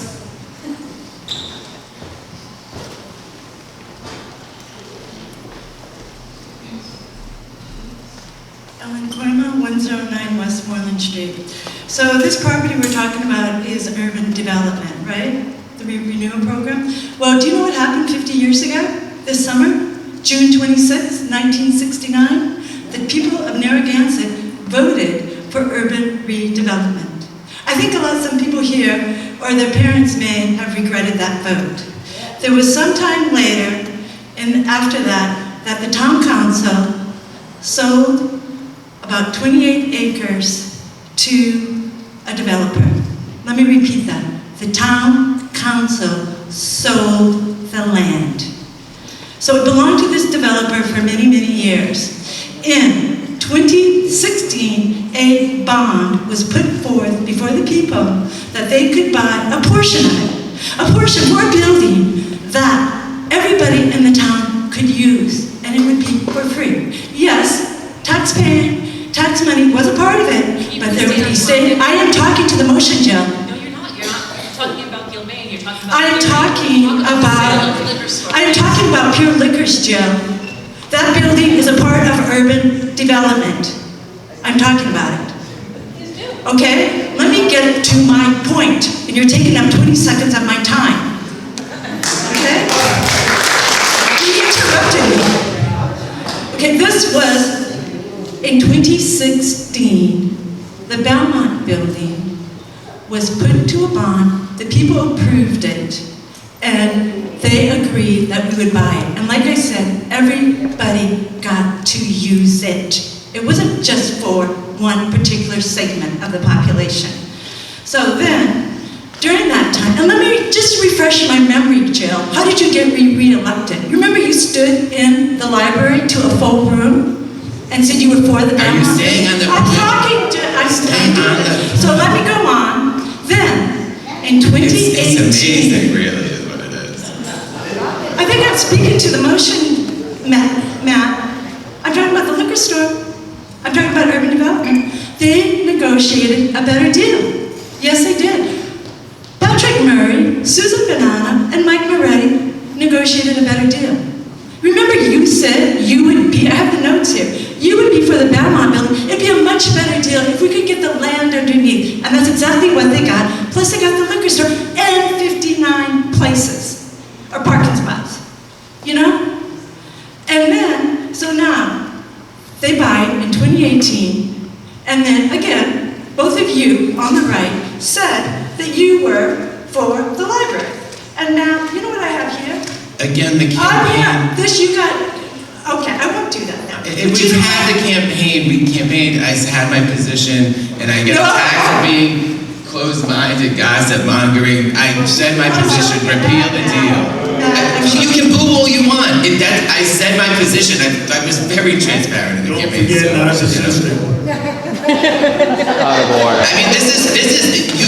you think you people are persuasive to the people at home with this? Because you're not. You're not. You're not. So I have your ad now. Do you see what it says on the top?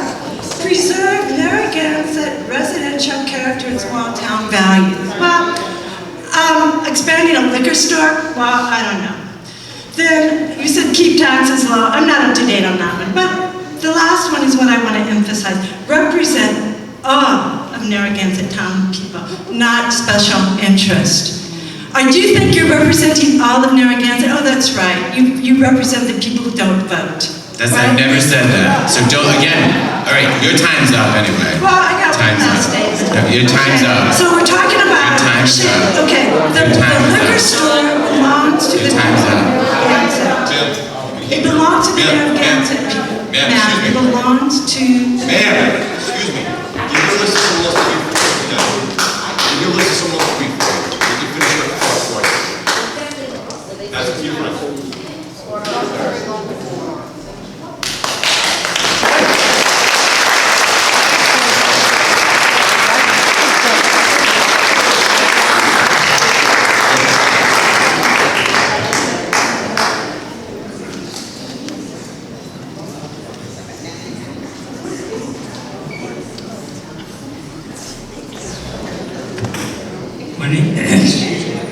My name is Dan Wheeler, and I live at 125 Kingston Road.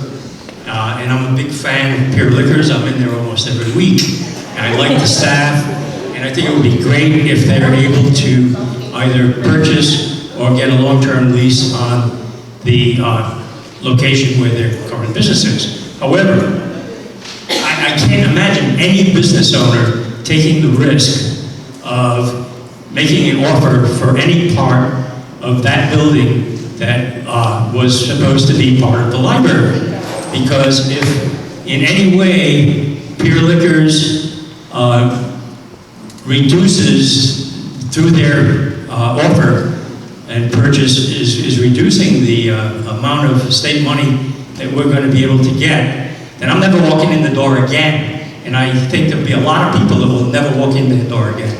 And I think that a business doing something like that is just not going to survive. Thank you.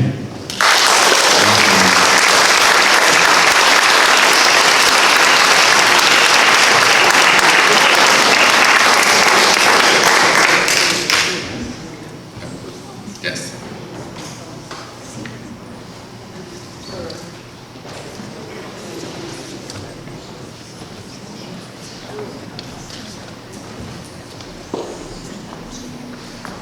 Philip Cody, 109 Westmoreland Street, Narragansett.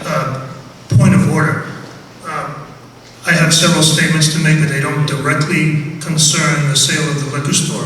Would you rather I go back and sit down and come back at open forum, or are you going to take your medicine right now? You put whatever's for Pure Liquor now, and you can come at public comment with the rest of it. But if it's not about Pure Liquor's motion. It is in the same sense that that second floor of in the proposed sale, the second floor that over that liquor store was supposed to be part of the library.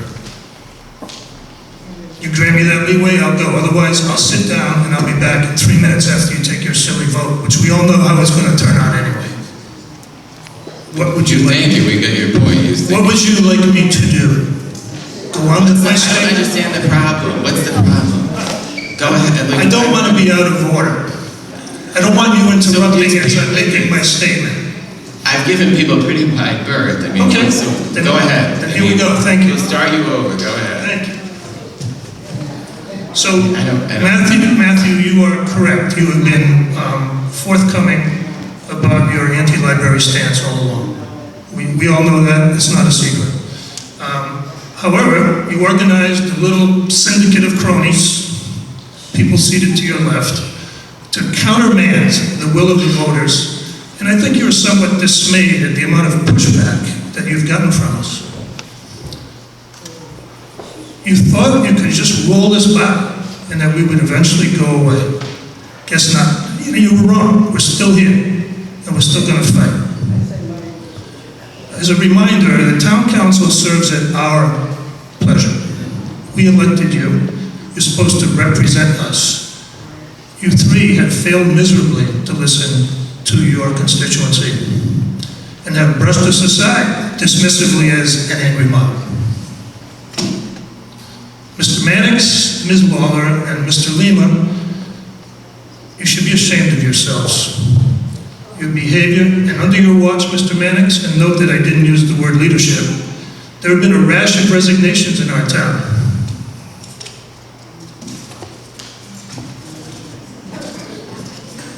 These include a town clerk, a town manager, an acting town manager, a town engineer, and a town treasurer.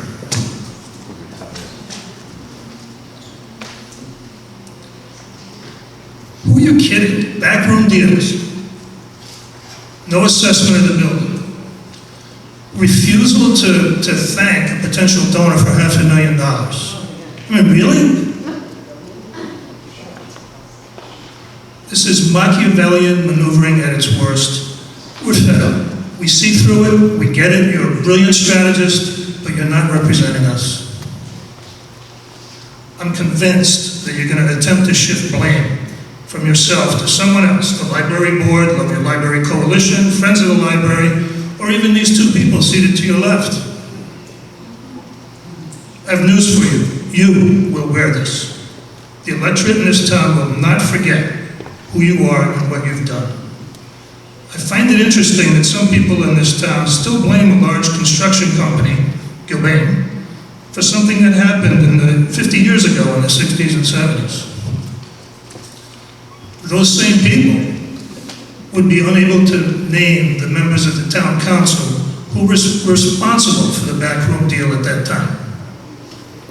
This time around, we will not forget. You will wear the scarlet letter. You guys own this. Your incompetence is exceeded only by your vindictive natures. You should learn from modern local history. In 2018, the town of Situate voted out 3 independent Your time's up, sir. Thank you. Remember that an angry mob can also be considered an educated group of concerned voters.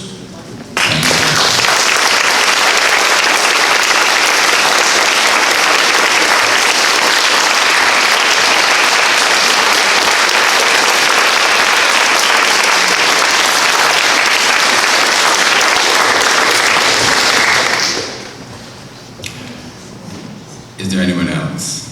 Yes.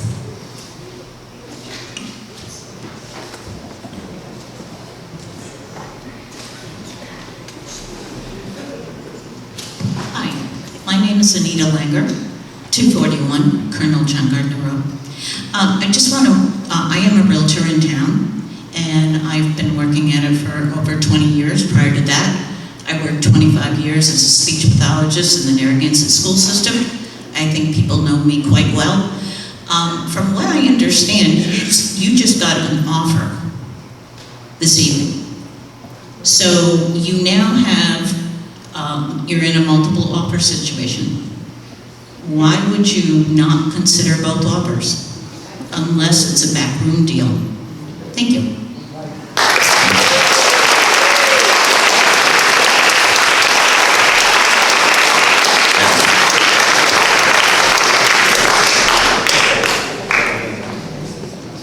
Paul's on Furlough 7 Windmill Circle. I think this is a great deal for the town.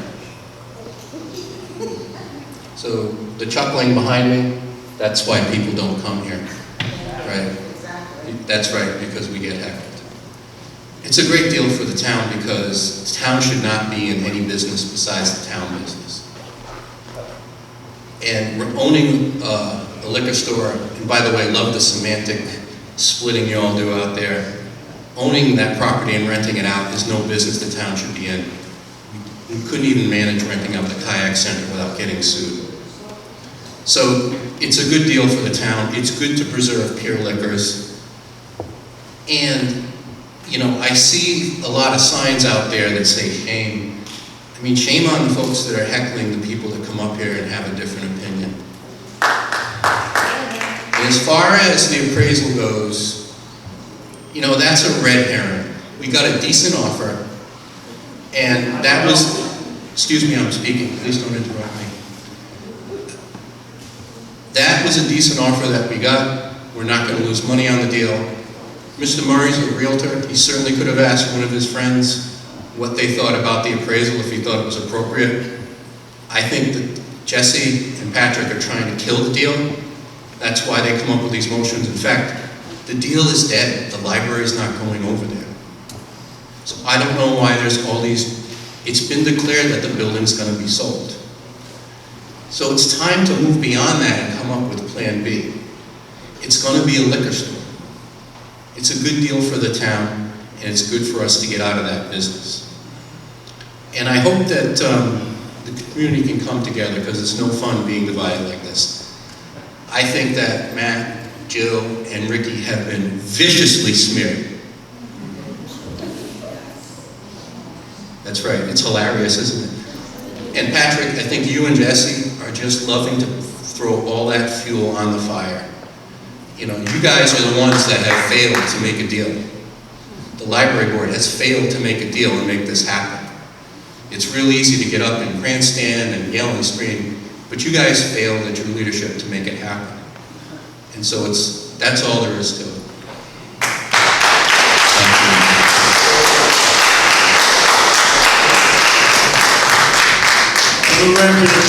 For the record, we tried a mediator,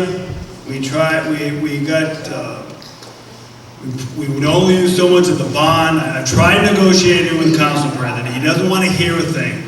The TC3 here doesn't want to hear anything. They at least two of them, you know, misrepresented themselves before the election. After the election, there were promises made. Then come January 22nd, let's sell the building. If there's any misdirection, misinformation, and red herrings, it comes from these three, and not me. I've been straight up. I've done everything I could to try to put this together.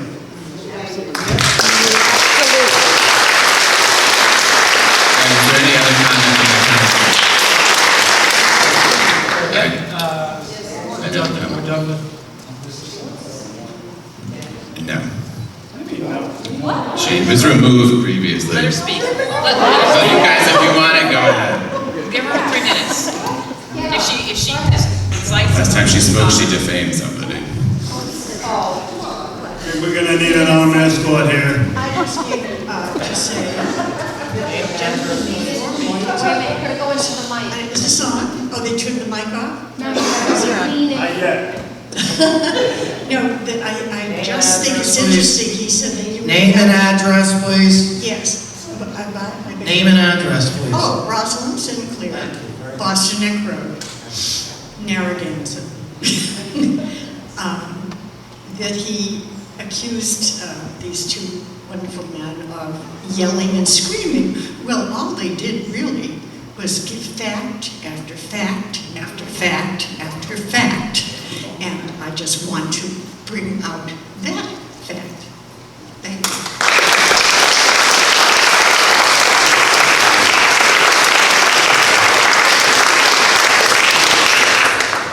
Any other comment from the council? Sure. Is Wynn Hames still in the room here? No? All right. Wynn, Mr. Hames. So you put an offer in informally tonight, $800,000. I do have a question about that offer. Would you be open to renting the space to Pier Liquor? You would. So that would keep them in town and have that security that they're asking for. Okay. May I speak?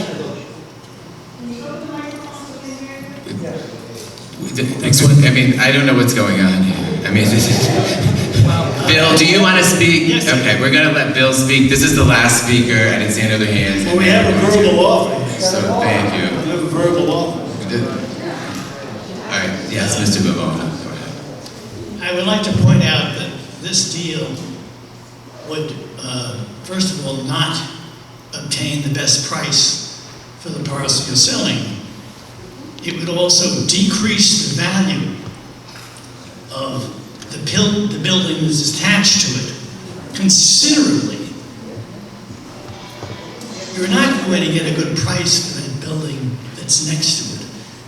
So you're losing money from the town from both sides. I really think that this whole thing smells like it looks, an inside deal. I don't know what your connection is with this liquor store, but I'll tell you one thing. It looks like an inside deal.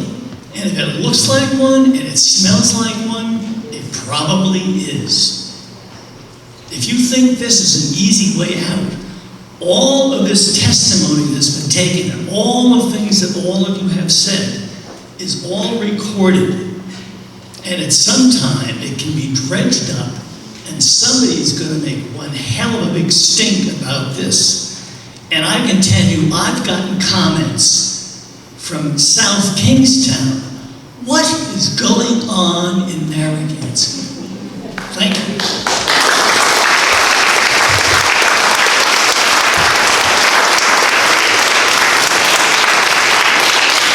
Is there any other comment from the council?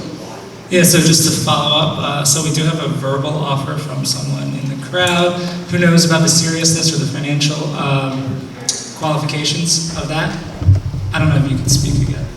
You've already spoken. Right. Oh, maybe you had a question. I thought he had a question. Well, I was just asking about if your liquor would continue to rent that space out.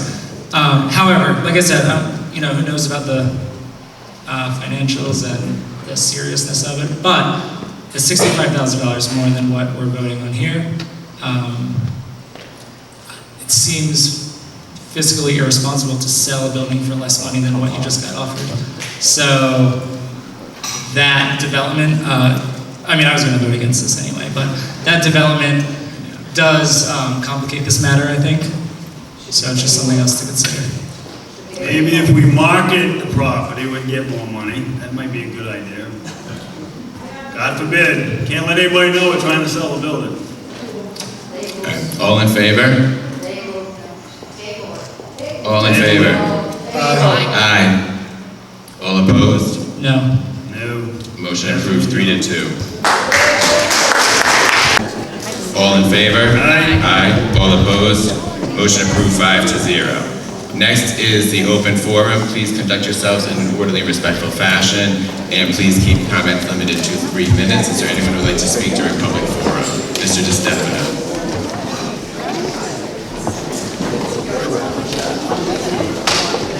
Thank you. You already have my address. Several things are stunning. We're just going to wait a minute until people leave.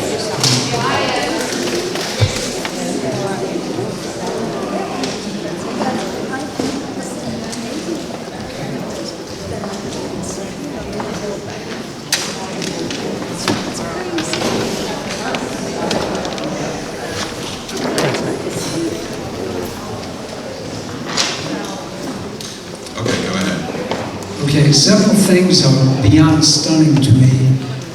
Violating your secret meetings law, executive session, by going directly to the press. And also, you've got an offer, I know it's done now, but you've got an offer higher than the offer that the three of you just voted for. I mean, you people are open to more legal suits for what you're doing. How could you sell our property for less than what it's worth? Win Hames is a prominent businessman. He made a valid offer, and you close within 72 hours.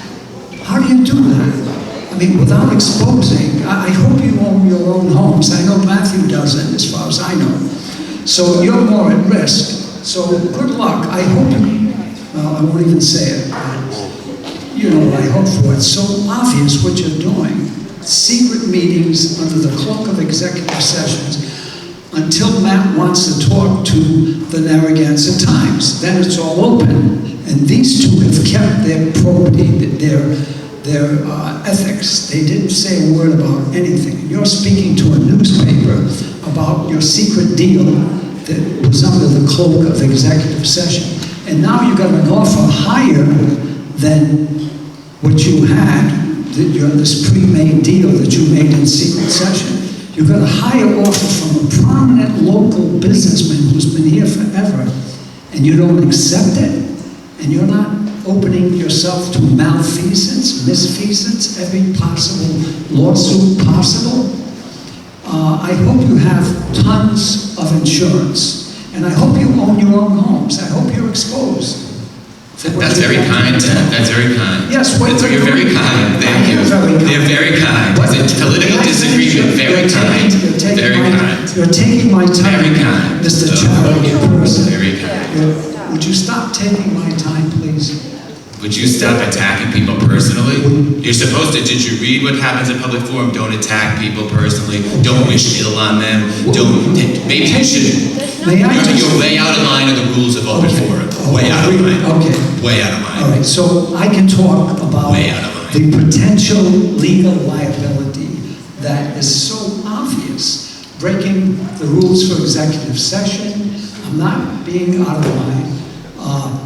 Opening yourself to lawsuits, it's stunning what you've done. You've created a mini dictatorship, and I hope it ends next year. Thank you.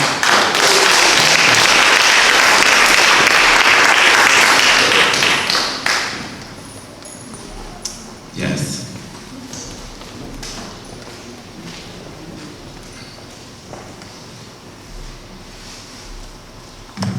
Carleen Town, 240 Woodhill Road. There is not much on which Mr. Mannix and I agree, except for this. We both hope the people who aren't here tonight are watching at home. I don't know about Mr. Mannix, but I also hope you all go back and watch prior town council meetings to see just how inconsistent Mr. Mannix, Miss Lawler, and Mr. Lima are. For instance, at the last meeting, Stanley, Richard, and Mr. Brady were all allowed to go way off topic on motions and weren't reprimanded by Miss Lawler. But Gloria Roman, a library supporter, was right on topic and was interrupted constantly by Miss Lawler as being off topic. Mr. Brady presented one false statement after another, like the misfact that the library board produced and sold the Love Your Library signs.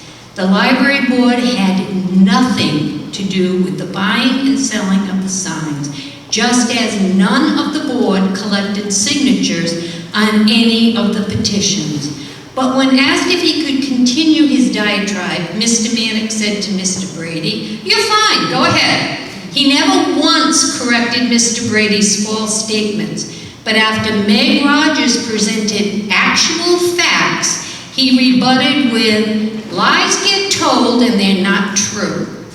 You want to talk inconsistency? When a library supporter asks a question, as Mrs. DeLeo did at the last session, Mr. Mannix says, "You people don't care about procedures. This is not a question and answer session." But Mr. Mannix answered every question put forward by Mr. Kavanaugh. Mr. Mannix admonishes us to refrain from personal accusations. This is all on tape, people, I'm not making it up. And to show a little decorum. But he accused Mr. Murray, when Patrick made the motion to get an appraisal on the building, of throwing out the motion without doing his homework, his research, to which he added, "That's how you do things." Now, if that's not a personal accusation, I don't know what is. Jesse and Patrick tried to put forward reasonable, logical motions, like getting an appraisal on the building, only to have Mannix, Lawler, and Lima thwart every effort, oftentimes with snide remarks by Miss Lawler like, "You're spinning it around. You want some political theater. You want Facebook likes." I could go on and on, but let me finish with how Mr. Mannix shows respect for the members of the audience. At the last meeting, when it came to open forum, Mr. Mannix said, "Please conduct yourselves in an orderly and respectful fashion." I know that would be difficult for you. Thank you. People of Narragansett, are these the people you want representing you and making decisions for our beautiful town? I know I don't.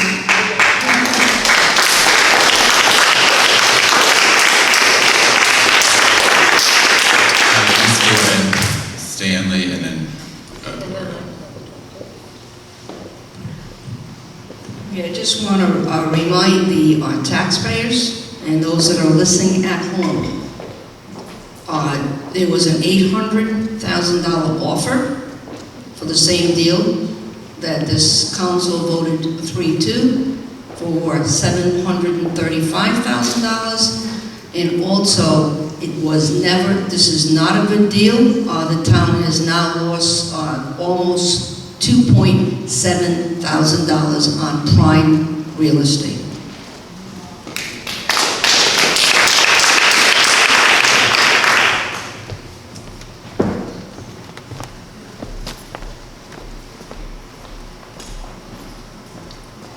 Yes, I see a lot of love signs throughout the town. Stanley, just mention your name. Stan Wojciechowski, Narragansett. Thank you. I see a lot of love signs, and therefore I want to build on that. And I want to say I love all 5 of you, all 5 of you. Not just one, not just 2. I love all 5 of you. You have an opinion, and you express an opinion, and you have some drive. You exhibit a sincere interest to do the right thing. All 5 of you. And I will do my best to get you all back here next time around. We have a difference of opinion, and that happens. I can't even get my 5 children to agree. Nobody can get 5 people to agree. It's almost impossible. It takes a lot of effort, and I know you've tried, and it's working as it should. We have opinions, and we have reasons for them, and we follow through. And that's what I like. You follow through on your message and on your ideas, and you continue to move forward. That's number 1. And of course, number 2, cost. When I hear cost to the taxpayers is being considered, that I love also. I haven't heard that in 25 years, where you are so firm on cost to the taxpayers. It's never been a sincere effort in the past. Now, I don't know the cost effectiveness on this. I'm not a genius on finance, but at least we're operating and the idea we're considering cost, and cost is out there. So I'm glad that's a factor in here. So I hope this plays out, and we eventually do the right thing based on cost, and I hope to see you 5 again. I love you all. Okay? Gloria.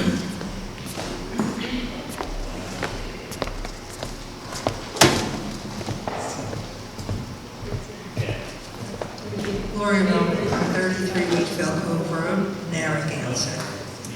So, Mr. Mannix, Ms. Lawler, and Mr. Lima, you constantly say that you are fiscally responsible.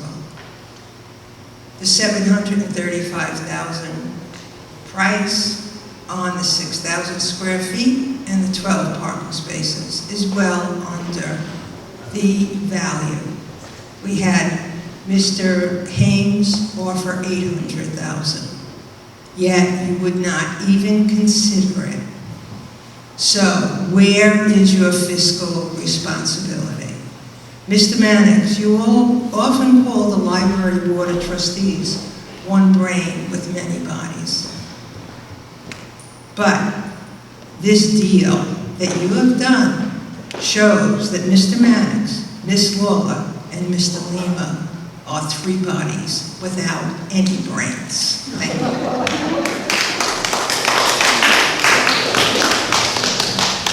Yes.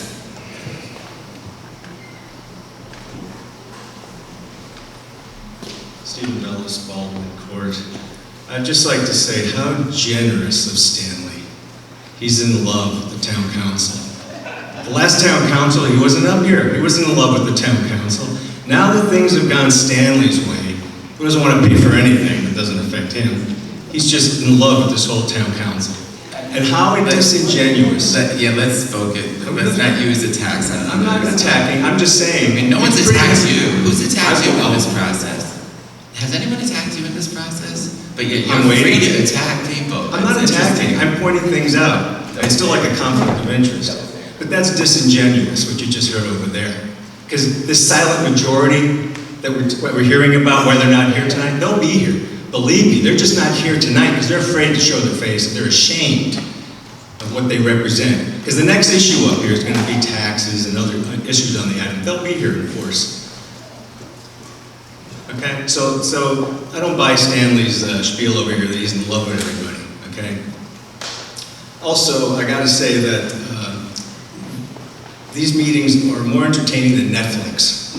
Okay, so if anybody out there is watching, I encourage you all to come to these town meetings, whether you're for or against, but show up, and I hope you will support the library. Is there anyone else? Susan, Paul, Eileen, Patrick, right?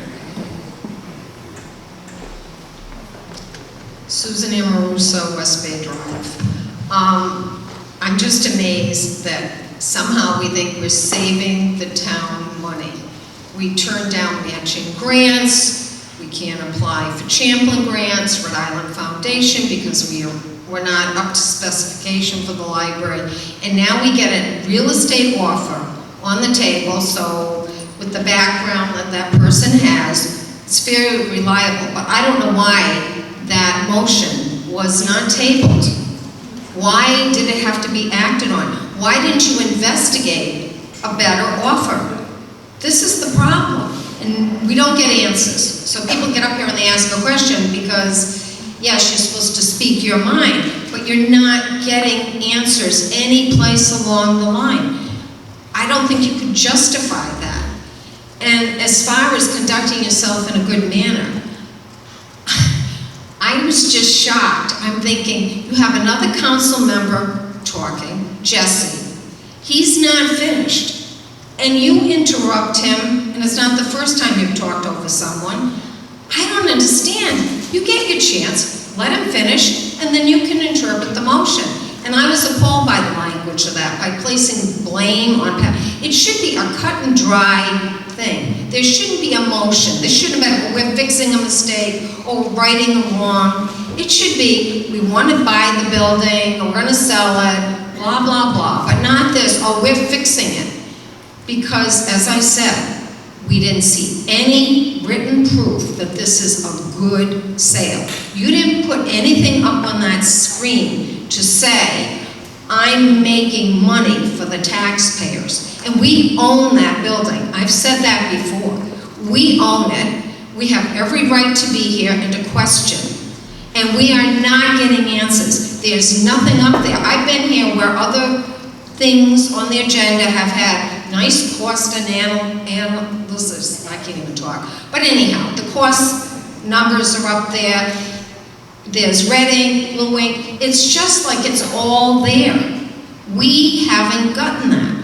Closed sessions, no appraiser, all these things. And you know, I'm part of a Facebook page called The Nice Squad, and it's a result of the Reader's Digest contest, where people who nominated people who were state winners, so there's 50 of us that have been added to previous people. And I put out a picture and I said, because people have been asking how people are doing with the projects, and I said, people in Narragansett are still fighting for a library. And when I see the comments that came back about, well, we're expanding our library, or we just got this for our library is the heart of our town. It's embarrassing. I can't write that. I'm saying we are still fighting. Thank you.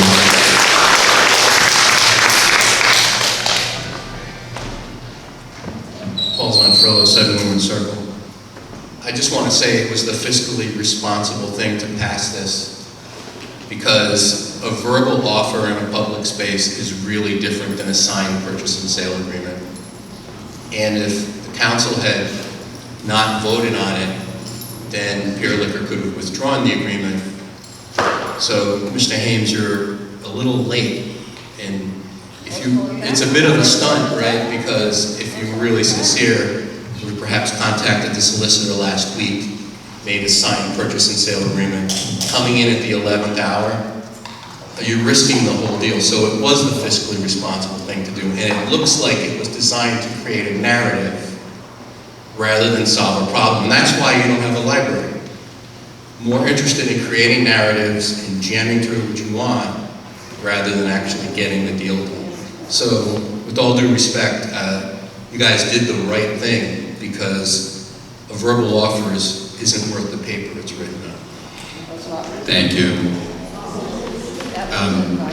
I've had Eileen, and then you can go.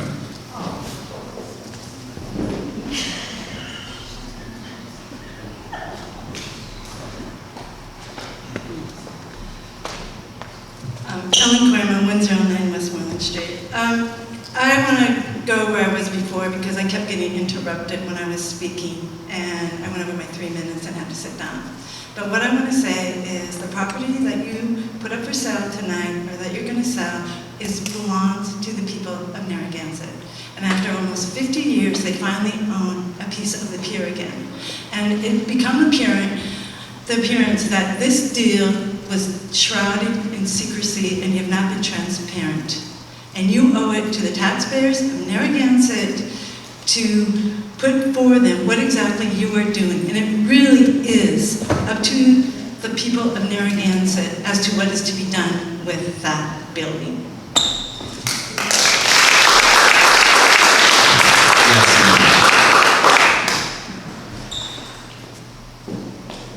Wynn Hames, 30 Wood Avenue, Narragansett, Rhode Island. To Mr. Zonfarilla's point, first of all, I didn't know about the sale like a lot of people didn't until Friday. I read it in the paper. I've been away most of last week, and today I talked to numerous lawyers about trying to do something to look at this deal and see if this was a fair deal.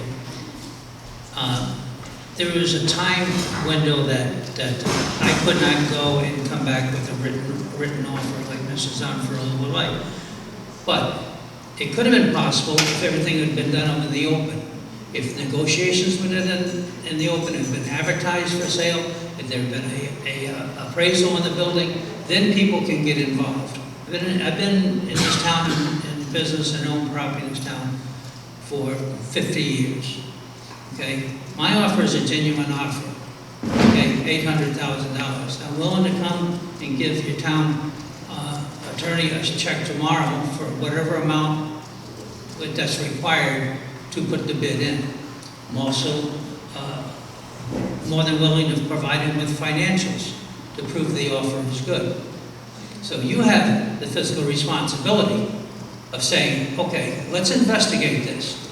You can't jump forward and just sell like you just did. It's your fault that this offer comes in so late, because of your neglect in getting an appraisal, of advertising, and negotiating. So I will look forward to negotiating. I look forward to talking to the attorney, town clerk, town manager, anybody I have to, and so will my attorneys over the next few days. My offer is substantial, it's solid, and their money is there to back it up.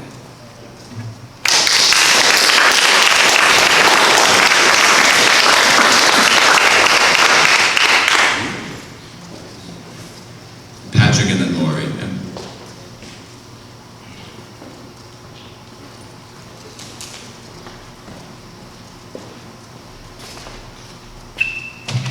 Patrick Kavanaugh, Winterberry Road.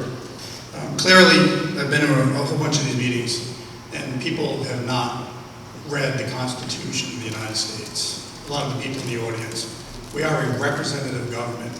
We go to the polls, we elect folks to represent us, and you folks at the state level, federal level, represent us. If people don't like those people, they can vote them out the next election. You don't get up here, call names, point fingers, threaten people on Facebook, threaten people on Twitter, go to the polls and vote somebody out. You don't come here and attack people's personal side of the house. Enough said on that. Ronald Reagan, who was my hero, political hero, said, "The freedom we enjoy carries with it a tremendous responsibility that good and decent people must never remain silent and inactive. Hence, I stand here." Today, if nobody has ever gone to the website usdebtclock.org, U.S. Treasury runs that site. As we stand here today, we're $22.5 trillion in debt. All of us.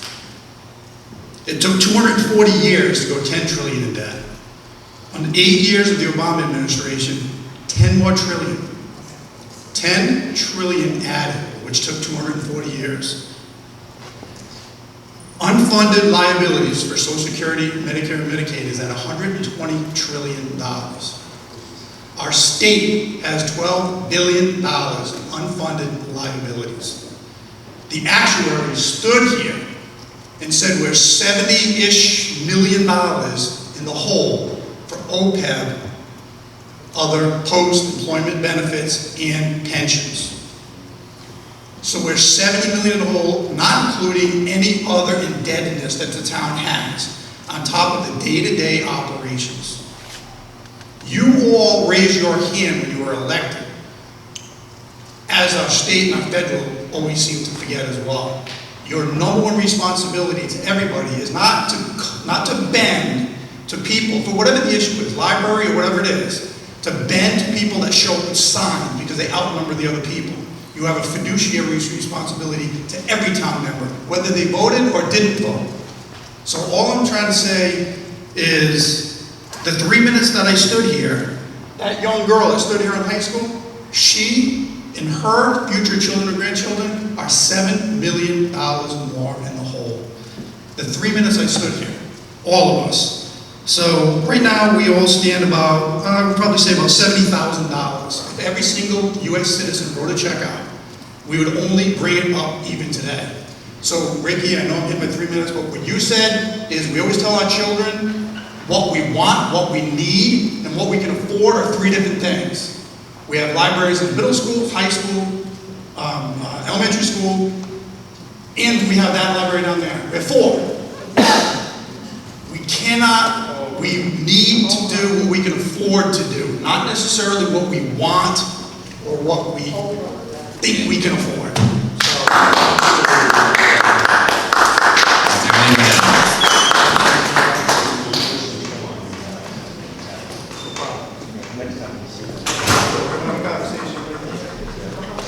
Lori Kelly, Wildfield Farm Road. To the last speaker, we voted for it, we approved it. That's what we object to being disregarded as to what we voted for. There's lots of projects that we have approved at this town council level that no one voted for. And that's fine, because that's part of the business. But that's our objection. To Mr. Zonfillo, never thought I'd have to say this, but yes, you pointed out to me, why didn't we put this deal together before? And we didn't really know what was up for sale, but I believe there were 2 people who emailed the town solicitor about the liquor store and the Belmont building. So I will be following up on that. Thanks for reminding me. This project started in 2008, and a major Rhode Island foundation, a consistent supporter of the Narragansett Library, advised us that it was increasingly difficult to support our application for aid in our current building. And since then, the last 4 years, we have been open on a waiver basis. At that time, the library board advertised and hired a library consultant to help us with this project of a new and better library to get state grant and aid. And let's say that again, we started on this project to get state grant and aid. We are one of 3 or 4 libraries who has never accepted state money. On this project, Karen Miller sat here in this room and said, I agree with the library board, this Belmont project, which included the upstairs, I would expect to see 43% reimbursement. So more than 2.3, which is our calculation. You say, Matt, that it's not a guarantee. Wow, it's a continuous program since 1965. You play by their rules, you hire a consultant that works with them, you follow the rules, like any foundation or grant money, you submit your application, it comes back. Since 1965, everyone who has applied and been accepted has gotten it. Could the world, fall apart tomorrow? Absolutely. But to say here it is so disingenuous, there's no guarantee. There's no guarantee, that the federal government was going to give us the harbor master, but we went down with that, and guess what? They produced and gave us the boat for the Coast Guard station. The Belmont option was also the less costly option. When the current building renovation would have required closing down operations, loss of staff, no additional parking, and because of that, possibly no state grant and aid, even if we get to the 20,000 square feet. Our cost by professional cost estimators and 2 architects who were involved in looking at our current building was 7.5 to 7.75. So we looked at the more modest proposal, it ended up being more expensive. I think that when you want to dismantle this deal, you've made it very clear, you have defunded the library operating budget, which also does not allow us to ever apply for funding for renovation. But let's not be disingenuous about what you're doing here. You don't want a library, there is no $300,000 answer, and I just want to set the record straight. Thank you.